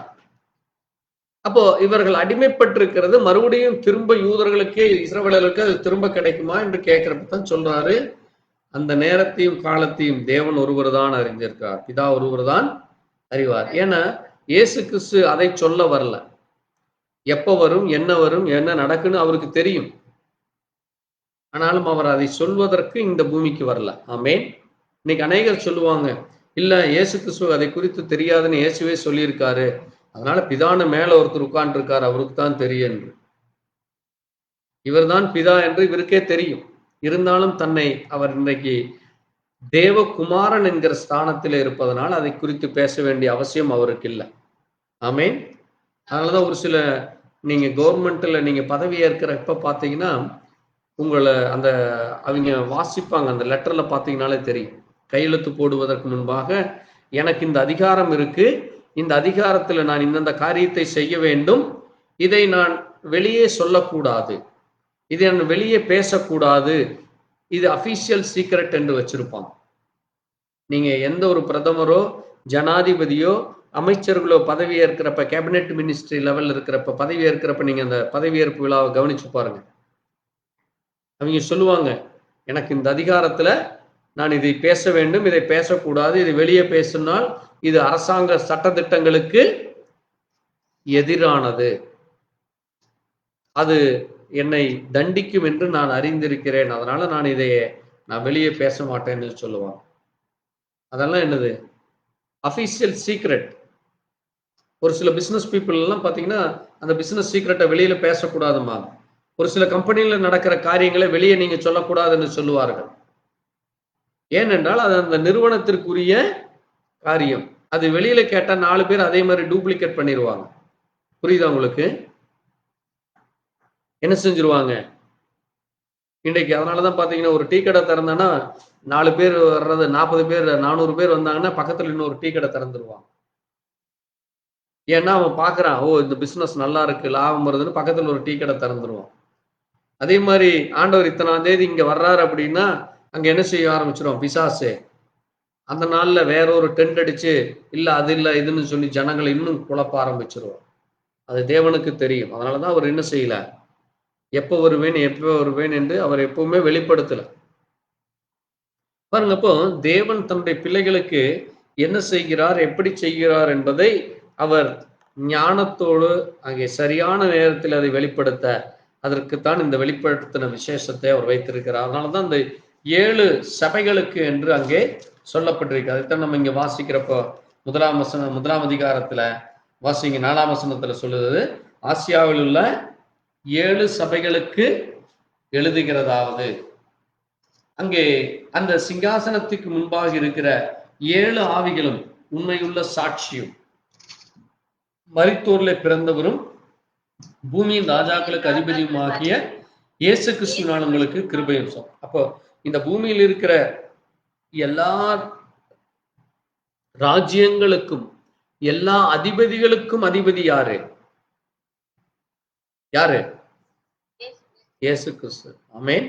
அப்ப நம்ம மோடி ஆனாலும் சரி, அல்லது இங்க இருக்கிற நம்ம ஸ்டாலின் ஆனாலும் சரி, அல்லது இந்த உலகத்துல எந்த நாட்டுல அங்க கிளின்டன் ஆனாலும் சரி, அல்லது இன்னைக்கு இருக்கிற பைடன் ஆனாலும் சரி, அல்லது ரஷ்யாவை ஆண்டிருக்கிற புட்டின் ஆனாலும் சரி, எந்த ஒரு அரசாங்கம் ஆனாலும் சரி, அவர்களுக்கெல்லாம் அதிபதி யாரு? கிங் ஆஃப் கிங் யாரு? கர்த்தராகிய இயேசு கிறிஸ்து. ஆமென். அப்ப அவருக்கு எல்லாமே தெரியும். அப்போ அவர் என்ன செய்ய விரும்புகிறாராமா, நம்மிடத்தில் அன்பு கூர்ந்து தமது ரத்தத்தினாலே நம்முடைய பாவங்கள நம்மை கழுவி. ஆமென். பாருங்க, அவர் தன்னை யார் என்று வெளிப்படுத்துகிறார். நம்மிடத்துல அவர் முழுவதுமாக அன்பு கூறுகிற தேவனாக இருக்கிறார். நமது ரத்தத்திலே நம்முடைய பாவங்களை கழுவி நாம் எங்கு இருக்க வேண்டுமாமா? பிதாவாகிய தேவனுக்கு முன்பாக ராஜாக்களும் ஆசாரியருமாய் இருக்கிறக்கு அவர் நமக்கு என்ன செய்கிறாராமா? வல்லமையும் மகிமையும் அங்கே நமக்கு கொடுக்கிறவராக இருக்கிறார்.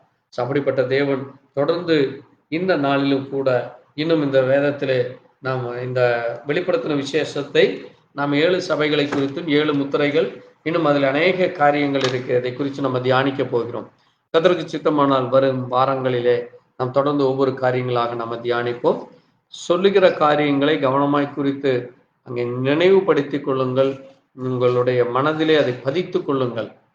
தேவனை குறித்தும் தேவனுடைய வார்த்தைகளை குறித்தும் அதிலே மகத்துவங்கள் மகிமையான காரியங்களை குறித்து நாம் அறிந்து அதை அவசியம் நம்முடைய இருதயத்திலே வைத்துக் கொள்வது மிக முக்கியமான காரியமாக இருக்கிறது.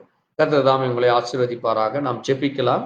எங்களை நேசிக்கிற எங்கள் நல்ல ஆண்டவரே, கர்த்தராகிய இயேசு கிறிஸ்துவே, வானத்தையும் பூமியும் படைத்த சர்வ வல்லமை உள்ள தேவனே, ஆண்டவராகிய இயேசு கிறிஸ்துவே, இந்த அருமையான நேரத்திலே உடைய சத்திய வார்த்தைகளை வாசித்து தியானிக்கவும், இதில் சொல்லப்பட்ட மகத்துவமான மகிமையான காரியங்களை குறித்து நாங்கள் ஆலோசிக்கவும், அதை குறித்து ஆண்டவரே நாங்கள் பேசவும், அதிலே காணப்படுகிற வார்த்தைகளை, அதிலுடைய மகிமைகளை, வார்த்தைகளை குறித்து உண்மை உத்தமான இதயத்தோடு தேவனை குறித்து உணர்வுள்ளவர்களாய் புரிந்து கொள்ளத்தக்கதாக தேவ கிருபை எங்களுக்கு கொடுத்திருக்காய். ஸ்தோத்திரம் அப்பா. நீர் இந்த பூமியிலே மனித குமாரனாய் வந்து உம்முடைய சரீரத்தை நீர் எங்களுக்காக ஒப்பு கொடுத்தீரப்பா. இதோ இன்றைக்கு நீர் தேவ குமாரனாக கிறிஸ்துவாக எங்களுக்கு மத்தியில நீர் இருந்து கொண்டு இருக்கிறீரப்பா. நீர் தாமே எங்களுக்காய் பரிந்து பேசுகிற தேவனாய் இருக்கிறீரப்பா. நீரே வார்த்தையின் தேவனாய் இருக்கிறீர். நீரே மகிமையின் தேவனாக இருக்கிறீரப்பா. அப்படிப்பட்ட உமக்கு நன்றி சொல்லி உங்களுடைய பலத்த கரத்தில் ஒப்பு கொடுக்கிறோம். இந்த நாளிலும் இந்த வேளையிலும் வாசித்த தியானித்த வார்த்தைகளை கர்த்தர் தாமே அனைவரும் புரிந்து கொள்ள, அனைவருடைய இருதயத்திலும் செவிகளிலும் அது பதியத்தக்கதாக தேவ இரக்கம், தேவ தயவு தொடர்ந்து எங்களுக்கு கிடைக்க வேண்டுமா இயேசு கிறிஸ்துவினுடைய பரிசுத்த நாமத்திலே ஆமென். என் ஆத்மாவே கர்த்தரை ஸ்தோத்திரி, முழுலமே பரிசுத்த நாமத்தை ஸ்தோத்திரி. என் ஆத்மாவே கர்த்தரை ஸ்தோத்திரி, கர்த்தர் செய்த சகல உபகாரங்களும் மறவாதே. ஆமென். அல்லேலூயா.